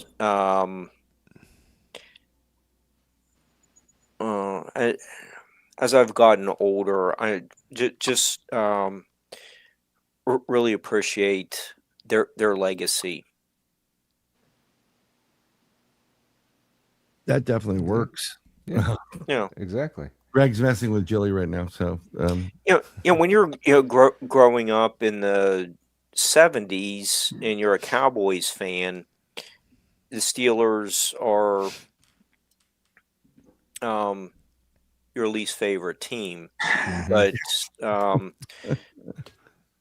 due to the way Tom Landry was dismissed,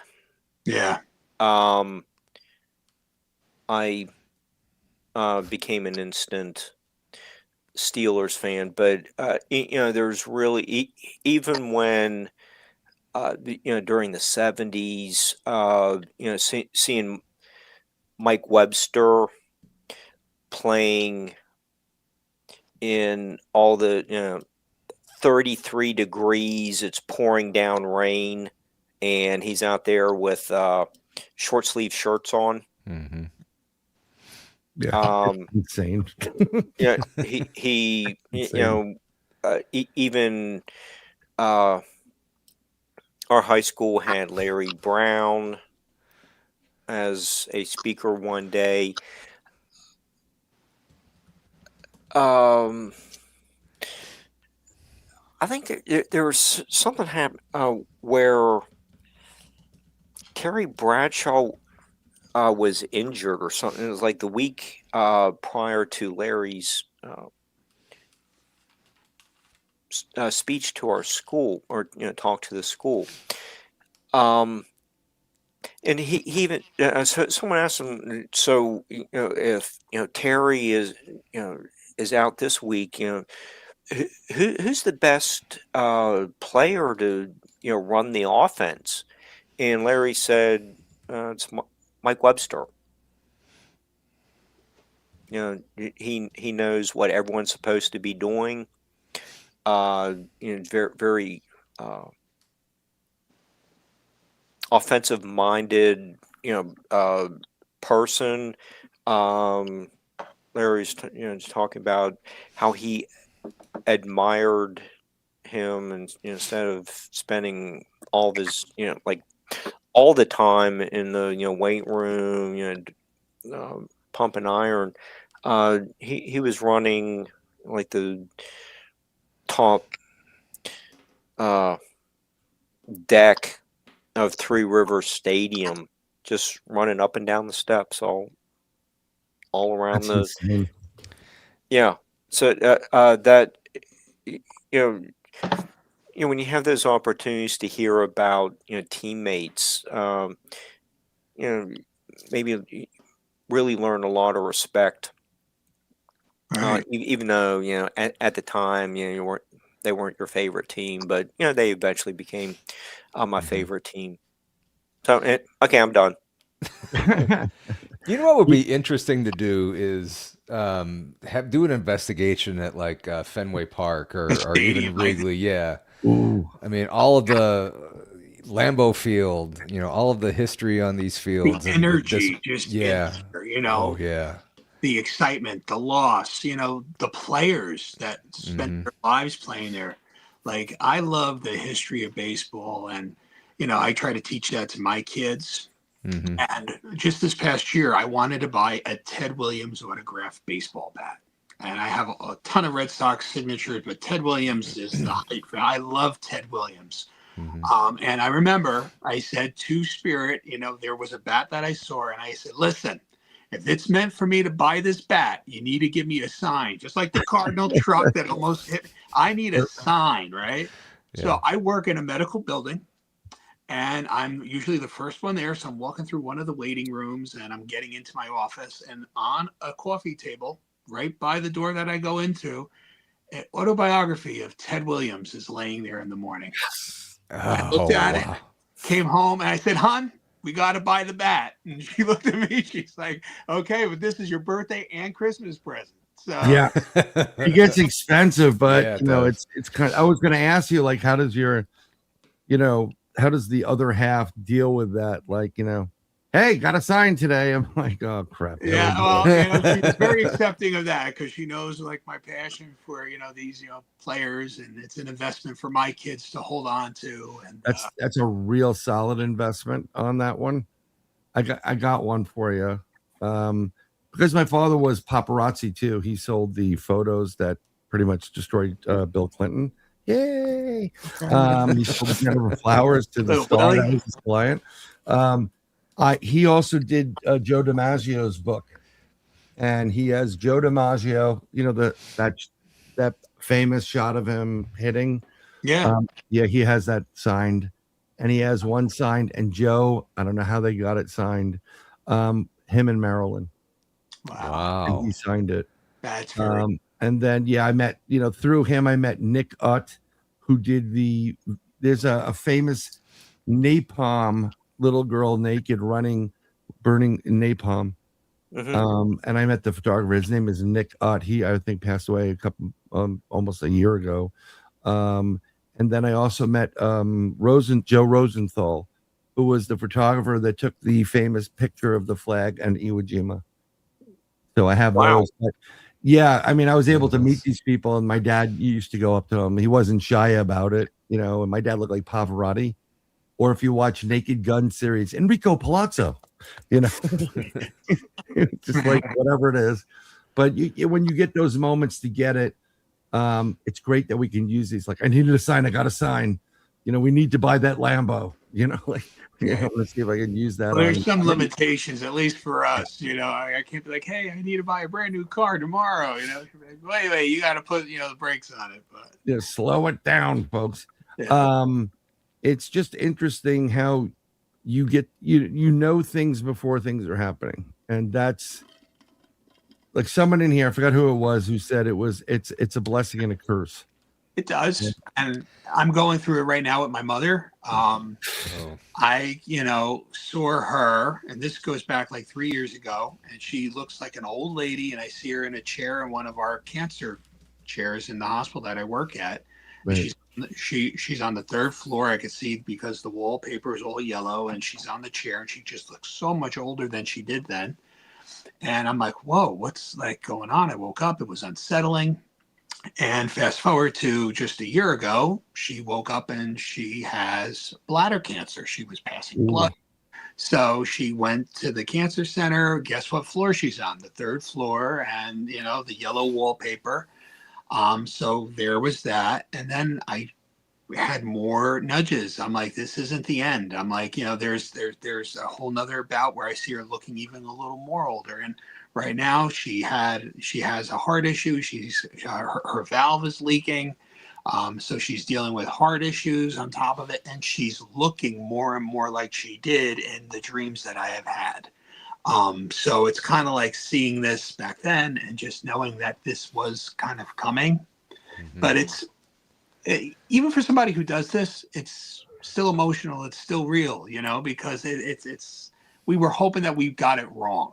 you know, and that's at least for me. Like I was hoping that what I was seeing, maybe I might have got this one wrong, and it's just not so. And No. I feel her loved ones getting closer. Yeah. I feel my grandfather very much like around, and I don't talk to her much about this because it scares her, you know, especially going through and knowing that this could potentially be the end of life. And I feel that they start pulling close. And she's starting to say, you know, like, oh, she's talking about things that she did as a kid, and she's talking about her mother. Yeah. Oh, God. You're starting to get all the reflection. And I feel like a life like review sometimes doesn't happen at the moment of passing.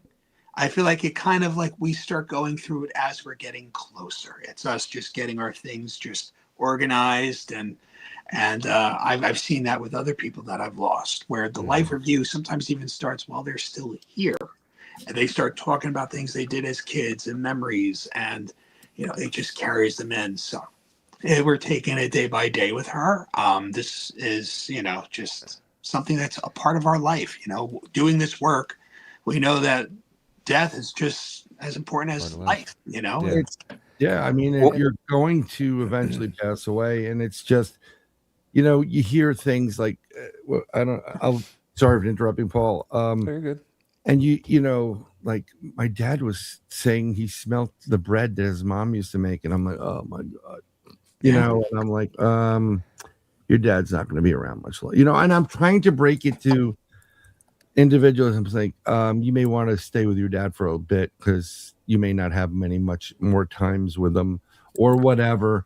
You just know certain things, and you're like, oh, I was always the Barringer of death, like, you know, so and so died, or I'd be going out of the house and like, how's Uncle whatever, and my mother would be like, what are you talking about? He's fine. And then the phone would ring, and I'm like, oh crap, and like, oh. Their loved ones come close, though. And I can tell you, nobody dies alone. Nobody dies alone, because even my grandfather, I work in a hospital, so I could jump into a room when they're there, and he was, you know, slowly starting to fade away. And he was still talking. I go, Pop, what's the man in the flannel who's holding a turtle? I'm like, it's weird, but he's in flannel and he's holding a turtle. And he goes, the turtle was my pet tiny turtle. And when I lived in Hoboken, he's like, I had this little turtle. I'm like, well, who's the man in the plaid? And he goes, that's my Uncle Lester. He always wore the plaid shirt. And I'm like, oh, well, he's here with your turtle. And he was like, oh, good, you know, and he was in and out of consciousness then. But I'm like, wow, the turtle with Uncle Lester. I'm like, you know, it's full circle. What do people at the hospital think if, you know, we're doing this kind of treatment, and you're like, this guy is on his way out within the next couple of days? Is there like a conflict in that, or like you aren't really mixing? Well, I'm really lucky that I work in the mailroom. I'm the supervisor of the mailroom, so I'm not doing anything with patient contact. Okay. The employees, though, know what I do. And usually on lunch hours, I get like a knock on the door and, hey, can I get like a 10-minute reading? Or, you know, so it's a whole television show that they could have. Like, I'm doing messages from the mail and messages from spirit, you know, all in the, yeah. But, yeah, I don't do anything with patients. I mean, okay. Yeah. So do you see death? Do you see figures coming? Can you see figures coming and going, and you know what's going to happen? Yeah, I see a lot of shadows, and those nudges that we get, those knowings, where somebody feels like their life force is just bustling, and then there's times where you feel life starting to just their life force start fading, and that's just in passing sometimes, when you could feel that they're starting to let go. And at times you don't even have to be in that intuitive to know it. You could see it in their eyes. There's just a different look that people start getting as they start, you know, shedding this body, right, and graduating from earth school and becoming more of that spiritual vessel. That you can kind of see that they're starting to let go of the material world. It's hard enough for the average person to go through that with a loved one, but with those kind of abilities, that's got to be just excruciating going through that, seeing what you guys see with your loved ones going through that. Yeah, it's just a part, I think, of life, and I think as we grow and we learn about how this stuff works, it's just a part of it. It's something that we can't separate. It's just a part of it. So is it a blessing or a curse? I mean, it prepares you. I think it does give you that knowing that, oh, is she going to be okay? Well, no, it's not really going to turn out the way that we are hoping for, but it just lets you prepare and lets you kind of help the ones around prepare. Yeah. I mean, if I get something, I usually try to tell them, like, you may want to spend more time with them. Yeah, exactly. And what's interesting, werewolf's here. Oh, sorry, I had to do that. Werewolf. Hey, werewolf. With a Chinese menu in his hand. With a Chinese menu in his hand, yeah, exactly. A little Warren Zevon, Yeah. I remember my mom passing away, and my brothers brought their kids down to see my mother, and it was like she was not someone you wanted to see when, it was just not a good look. And I wasn't doing that to my daughters. And my mother and I I've saved her life several times, really saved her life. So in the honor thy mother and father category, I've done it. And things where there was contention there, whatever it was, I was just being me. It just, she went to my older and younger brother, and it's just was a mess family wise. But I remember being there, and I went in, and my brother's like, "Where are your kids?" And I'm like, "I'm not putting them through this shit. What are you, out of your mind? The psychology bill alone is going to kill me." Because my nieces and nephews looked horrific. Yeah. Like, well, it was horrifying. I'm like, why would you do this to your kids? Yeah, that's your mom. Let them remember grandma, grandpa as, happy smile, whatever they remember. Not this, individual grasping for air. It's not a good look. So I went up to my mother, and she turned her head to me. I was on the left side of the bed, because I've tried over and over and over again with them and telling her, you need to go do something about this, get yourself in shape, lose some weight, do something. And for whatever reason, she never did it. So I went over to her, and I didn't really have much to say to her. And I said, it didn't have to be this way. And she immediately turned her head away from me. And then I said, no, I'll tell you guys straight up, I don't pull punches or hide or whatever. I said, good luck. You're going to need it where you're going. Yeah. Wow. And let me tell you, she's not in a good place right now. And it's not necessarily like fire and brimstone, folks. Hell does not have to be fire and brimstone. Hell has to be, if you've ever I can't disappoint my father, and how that would kill you if you did, or your mother or whatever. That's what hell is for you. That's what your torture is. You're disappointing them, and they know it, and you know it. And you got to go through that until they give you the permission to come back, maybe try it again. But some people never learn, And it's just weird when you know it. I've had people ask me for things, and I'm like, please don't ask me. I know things are bad, and I don't want to be the guy anymore. I want good, I want happy news. Like Paul got season tickets to St. Louis, wherever he wants them. Mark won the lottery in West Virginia. I want good stuff, and I don't want the bad stuff anymore. Yeah. But it's just crazy. Hey, Gary Carpenter, welcome. Paul, other questions, observations?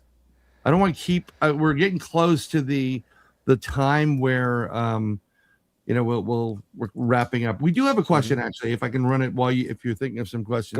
Go ahead. I have one too. Cool. Yeah. Listen, you may have to go to your room and think about what you've done. Actually, I do have one that's kind of painful for me to ask, so I don't know if I want to ask it or not. So go ahead, Mark. Yeah, go ahead. Okay. Richard, in your Hudson Valley book, wa- was there a wave of UFOs that Whitley was part of, and John Lennon saw? Was that, or are we talking like a different? No, that would be the one in the 1980s, the 80s Y- wave, where Yeah, or is that two different time periods, or the same one? same time period. It spanned over a couple of years where people were seeing these all in the Pine Bush area, all over that section of the Hudson Valley, where Route 84 runs. People were on a highway and sort of craft the size of a football field, hovering above their car. I mean, mass sightings. And then you have Whitley with his sighting in his cabin that's a continuous with his contact with the visitors that he chronicled in all of his books. And Lennon in New York City. There was even a sighting in New Jersey, I believe in Hudson County, where a man saw a craft just hovering above a baseball field. Two beings get out and take soil samples and get back into the craft and leave. And when it left, it blew out windows in one of these high-rise buildings, and they actually had damage. Yeah. So, all this stuff in that 80s time span, and then it just kind of died down a little bit. What if the aliens are taking soil samples? Is there a reason why the Hudson Valley was chosen for a flight path? Is it the north to south passage? You can speculate. I mean, it could be the high iron that's in the ground, the components that are the quartz, the iron. I mean, there's Iron Mountain, where the government actually has files that are hidden in the earth in a bunker, where they use the ground itself. There's the quartz that Bryan said, but the area itself could have a more older connection if you go through the stone chambers that are spread throughout the Hudson Valley that they say are root cellars to the settlers. Well, you know what? They mark calendar positions of the sun, equinoxes. I mean, this is stuff that's in the woods that are just structures that are just left there that mark these calendar periods. No. I don't think they're root cellars. Then you get into the Hudson River itself, and there's a gigantic wall that goes out into the Hudson River that predates Christopher Columbus. There's things there that indicate an ancient way of communicating, maybe with something from up above, and marking these places with these balancing boulders. There's boulders that are these tripod rocks that are marking these areas that have high these magnetic fields are just huge, where you go there with your K2 meter and they're going off the charts. I mean, it just gets me so excited when you can look at all this historical stuff that you can still go there and touch. You could walk to one of these chambers. You could see these balancing rocks. And don't tell me they're a glacier erratic, that just these giant boulders were backing up and just placed these at different points throughout the Hudson Valley. I mean, there's like 9 of them, if I can count some that are even in New Jersey here, where there's balancing rocks. Yeah, they are. And this is really crazy, because I just had this same conversation about the Hudson Valley, because I was asked about it and some other things. And he talked about stone chambers. I was a guest on Bob Brown's show out of nowhere in the UK. And I personally think part of the Hudson Valley, they were actually looking or tracking something, because the movement of where it is, if you follow the movement, it was going in a specific direction. And I think they were looking for something. Now, another problem we have, and I don't know if Richard is, you're probably aware of it, up in upstate New York and along that corridor, there are supposed deep underground bases and areas. People have seen the ground open up and things come out of it. Right. So, because I got to be honest, no one wants to go upstate New York. Like anything left of Albany is just mutant land. in general. So the Yeah. military uses it in some black budget projects. It's really interesting to find out that every time I used to take Metro North, which is a private commuter train, into the city, I would pass the building where they created the Manhattan Project. Mhm. And it was right in front of your face. So a lot of these UFOs were traveling, looking for something, and there were a variety of different craft in that whole flap. You were talking about that one that was hovering over a field. If you went up the Taconic Park, the Taconic Park, but just before it becomes the Sprain Brook. Yeah. At Valhalla is a big medical center, and a nurse came out of that medical center and looked up, and there was a mile-long cylinder craft hovering over the facility. Yeah. And that would be a place also because of their security at that area, dude, prisons and stuff, that if you had something, you would take it to it and you would put it in that hospital because it's also a teaching hospital. So, yeah, I mean, some people seen these crafts sucking up water where they were taking water. So they're interested in our, dirt. They're interested in our water. So there's things that they're interested in, perhaps maybe for something that they're doing, for maybe something they're working on. I mean, who could speculate? But they're taking soil samples. They're showing interest in our resources, and I think that is something that is a common thread in a lot of these things, and a lot of these sightings. And credible people, police officers, firemen, nurses. I mean, these are people that have reported this stuff during that flap. And the Hudson Valley today still has their residents that are coming out with these fantastical stories of things that are quite credible. When you're sitting across from somebody at, the Pine Bush Diner, and I'm sitting there and we're having an interview, and they're trembling when they're hashing this event that happened. That there's real trauma there. They're not getting paid for the interview. They're asking for only a first name to be used. Like, that something had to happen to cause this PTSD that is exhibiting itself as you're sitting across from them. Yeah. And it's just a real amazing thing when you could present these facts to people and say, this is a credible person here with this fantastical event that happened to them. And it mirrors Strieber. It mirrors the events that happened to you, Bryan. I mean, in like the area. Yeah, and in upstate that area, we had a woman because we used to go to Red Hook, New York, up by the Culinary Institute, really high up, and do a live meetup for people, grassroots, free, no judgment, no nothing. And what I did was I created these large graphic posters.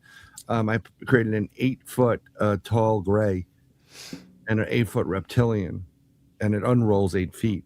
So I would hang it there, kind of give you a little more like, for the group. And we have one woman that came in. We were very friendly with. She finally came and she stood outside the door and she was kind of pacing. She saw that. She got the courage to eventually come in after about 15 minutes. And we're like, hey, what's going on? Are you okay? She goes, I don't like that. I don't like that. And I said, don't worry, I'll take it down right now. And I took it down and she calmed down because her child would come to her and say, Mom, I love you, but you're not my real mom. And then draw pictures of, she'd say, well, what's your real parents? And they were reptilians. And it went so far, they said, well, Mom, they're here, they're everywhere here.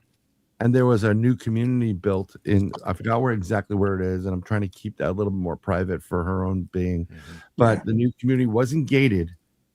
But when she would drop, some of her son's friends lived in there, and she swears to this, like she would go by homes and doors are open and they would be full-blood reptilian right there at the door. Wow. And then when they would get noticed, they'd shapeshift. That's pretty damn intense. But I know the diner you were talking about, the Cup and Saucer. And the Cup and Saucer. When you're in Pine Bush, you got to stop at the Cup and Saucer. Yeah. Paul, you said you had a question also, so I don't know if you want to do it. I forgot it. I didn't write it down. No, come on. I okay. forgot it. No. Go on Paul's Paranormal Among Us, and then Paul will have a question. Or you can wait till after the song's over at the end of the show, and then you can ask him privately. It was about the Red Sox, so it's okay. Well, it could be a good question. No, it wasn't. They- For no. him, it might have been, but not for me. We did have a Well, question. I from- predict no like World Series this year for the Red Sox. Oh, yeah, same here. What We're about the still gonna be Cardinals? building. No, they're not even going to be close. The Cardinals aren't even going to be close. No, they'll be in I have last no place. idea. Yeah, Didn't like. Why would you say that? they're in a rebuild, and they're Did you see Moneyball? yeah, Yeah. not these guys. Yeah. We got a bunch of minor leaguers Yeah, up here playing. I know. so I'm a Ranger fan. I know all about Gotcha. rebuilding. Gotcha. The best thing I saw out of the Rangers this year was Vincent Trocheck, after winning the gold, telling his wife, "I'm getting fucked up tonight," which was a great sign. But we do have a question from one of our friends who is psychic, Moschella, psychic medium, Brandenburg. Question: how does this occur? Two people smell the smoke of deceased person. One person has open abilities. The other has no known open abilities. Are abilities openings or something else?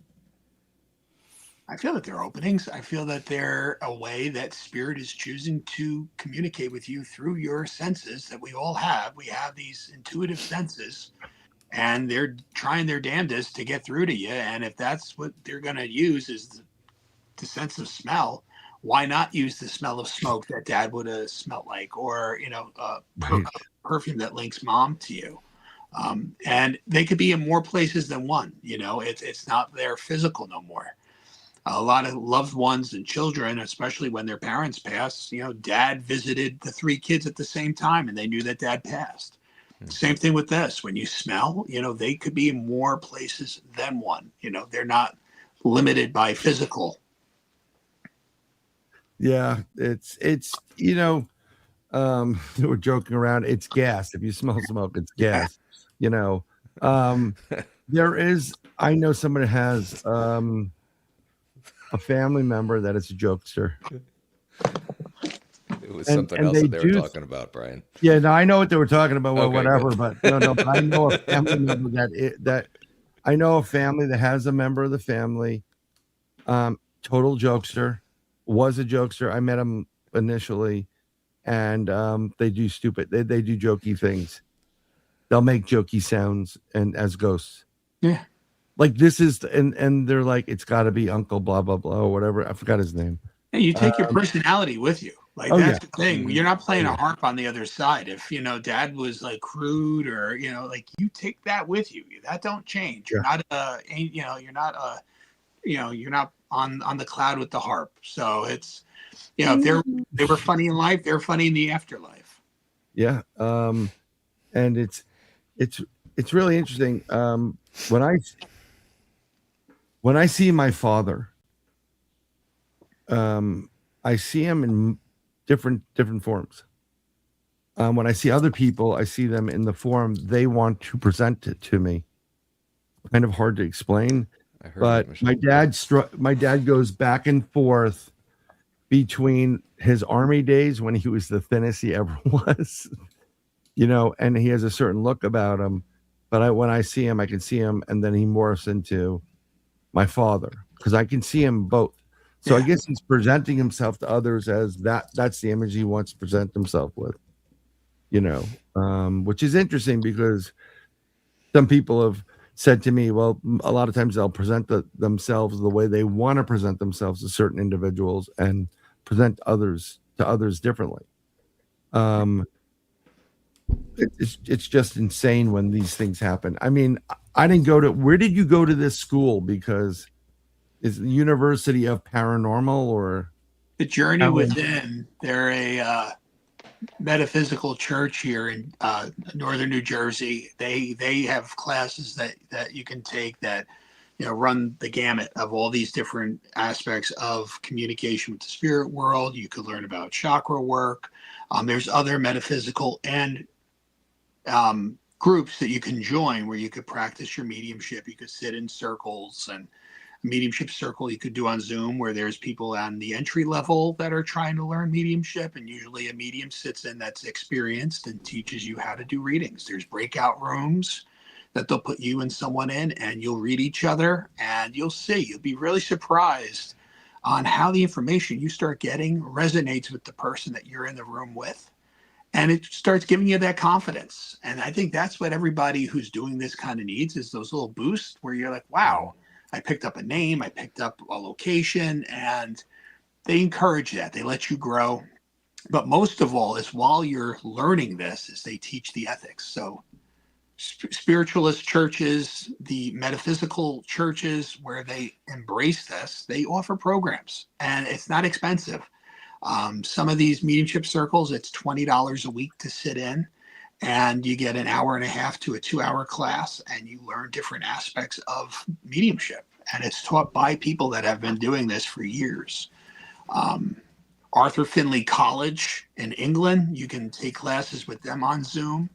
And again, it's an esteemed college that teaches many aspects, from chakras to afterlife communication, mediumship work, spirit art. There's many professors that have been doing this work for years that are teaching these classes. So I encourage anybody, if you're interested, start exploring, start diving into this. Well, this is kind of like Hogwarts in real life. Yeah. To be honest, but just so everybody knows, one more time, Richard is a multiple author of wonderful books through Beyond The Fray Publishing. They're available on Amazon as well. Links to Richard's stuff is definitely, it's in the description of the show, but it's also at, let's put this on the screen if we can get this to the stage, if they let me do it. Nope, they won't. Here we go. This is richardmoschella.com. His website. Can they book a reading through that and do all the Yes. more information on you on your website?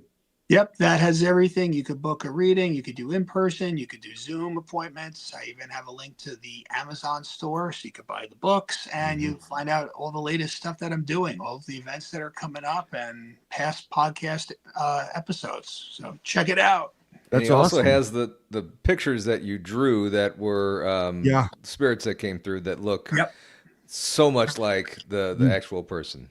So You check gotta that go out. to the spirit Art. I can't remember where spirit that is. art. Let's just take a quick.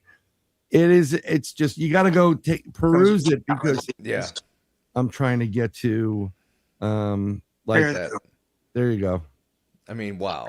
And again, it's capturing the essence of the communicator and what they looked like. And And again, I don't see any of those pictures until after I do the readings.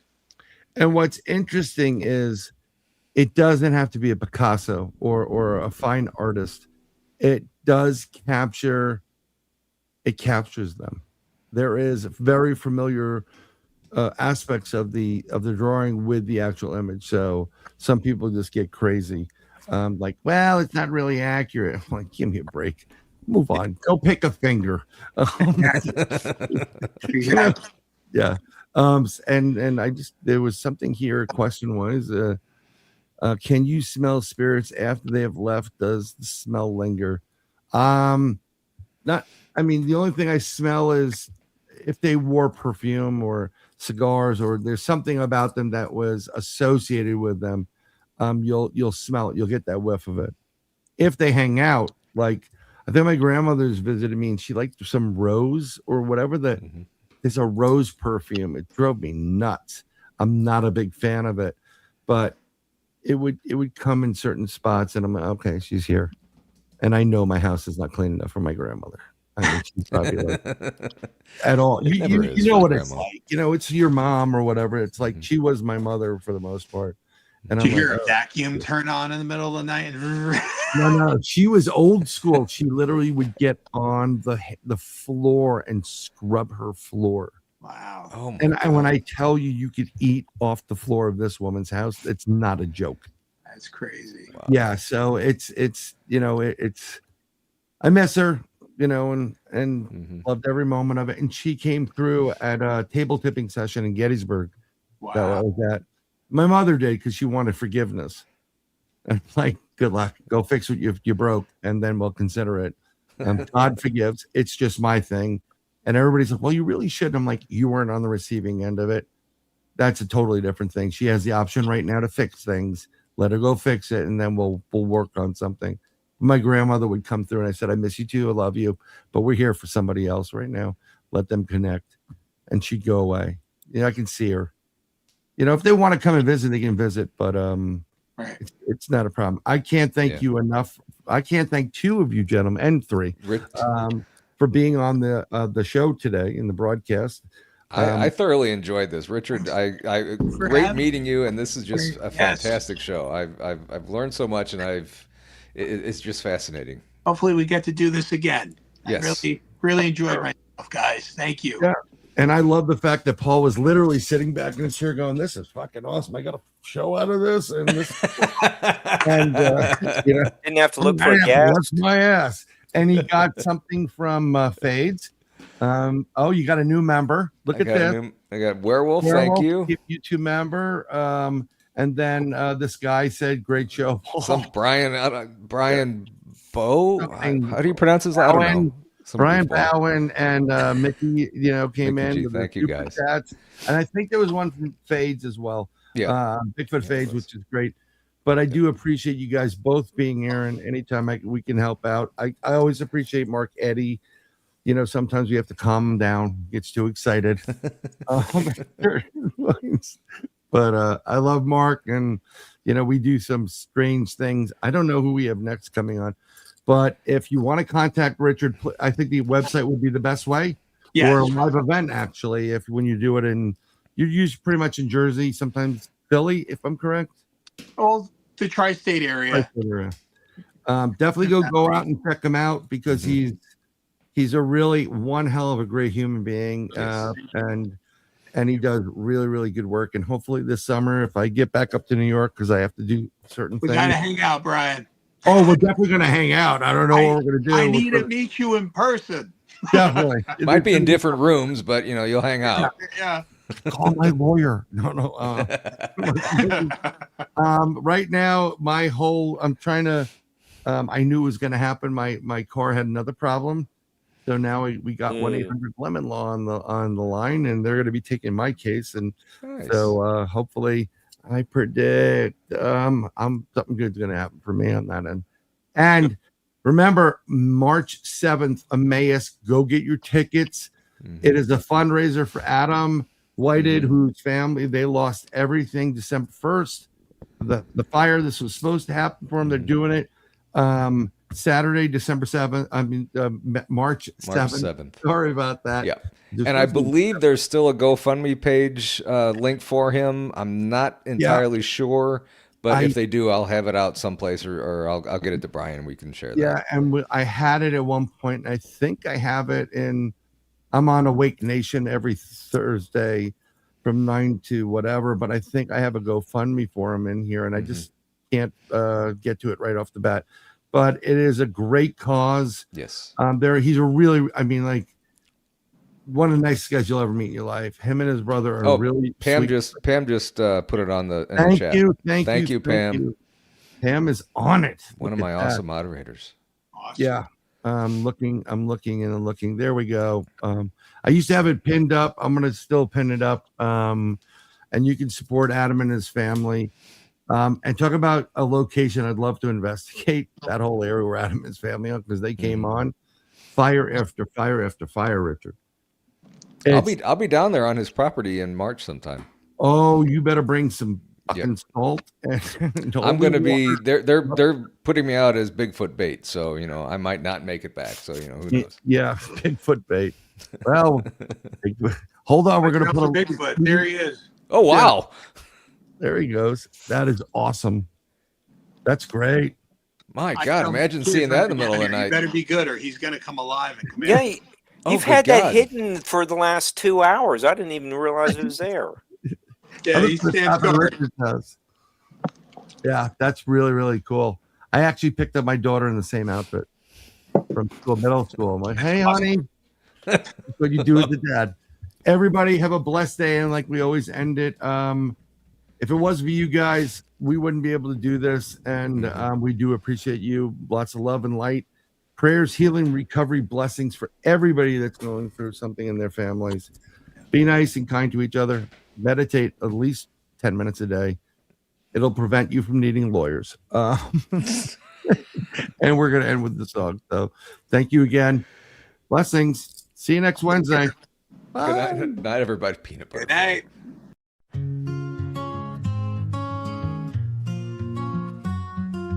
You, it's always been you. God showed me you. I have been searching decades for you. I found you, I lost you. My heart is broken without you. My soul aches for you. I need you, I want you. My days are filled with you. I've seen the future with you. My home is with you. I have felt the future with you. My nights are filled with you. Love is you. True love is you. My happiness is you. Every past life is with you. My dreams are filled with you. Life is meaningless without you. My future is with you. I will fight for you. I will defend you. I will give up my life for you. Whatever it takes for you. Nothing else matters but you. I love you. I love you. I love you. God showed me you. I have been searching decades for you. I found you, I lost you. My heart is broken without you. My soul aches for you. I need you, I want you. My days are filled with you. I have seen the future with you. My home is with you. I have felt the future with you. My nights are filled with you. Love is you, true love is you. Love is you, true love is you. My happiness is you. Every past life is with you. My dreams are filled with you. Life is meaningless without you. My future is with you. I will fight for you. I will defend you. I would give up my life for you. Whatever it takes for you. Nothing else matters but you. I love you. I love you. Life is meaningless without you. My future is with you.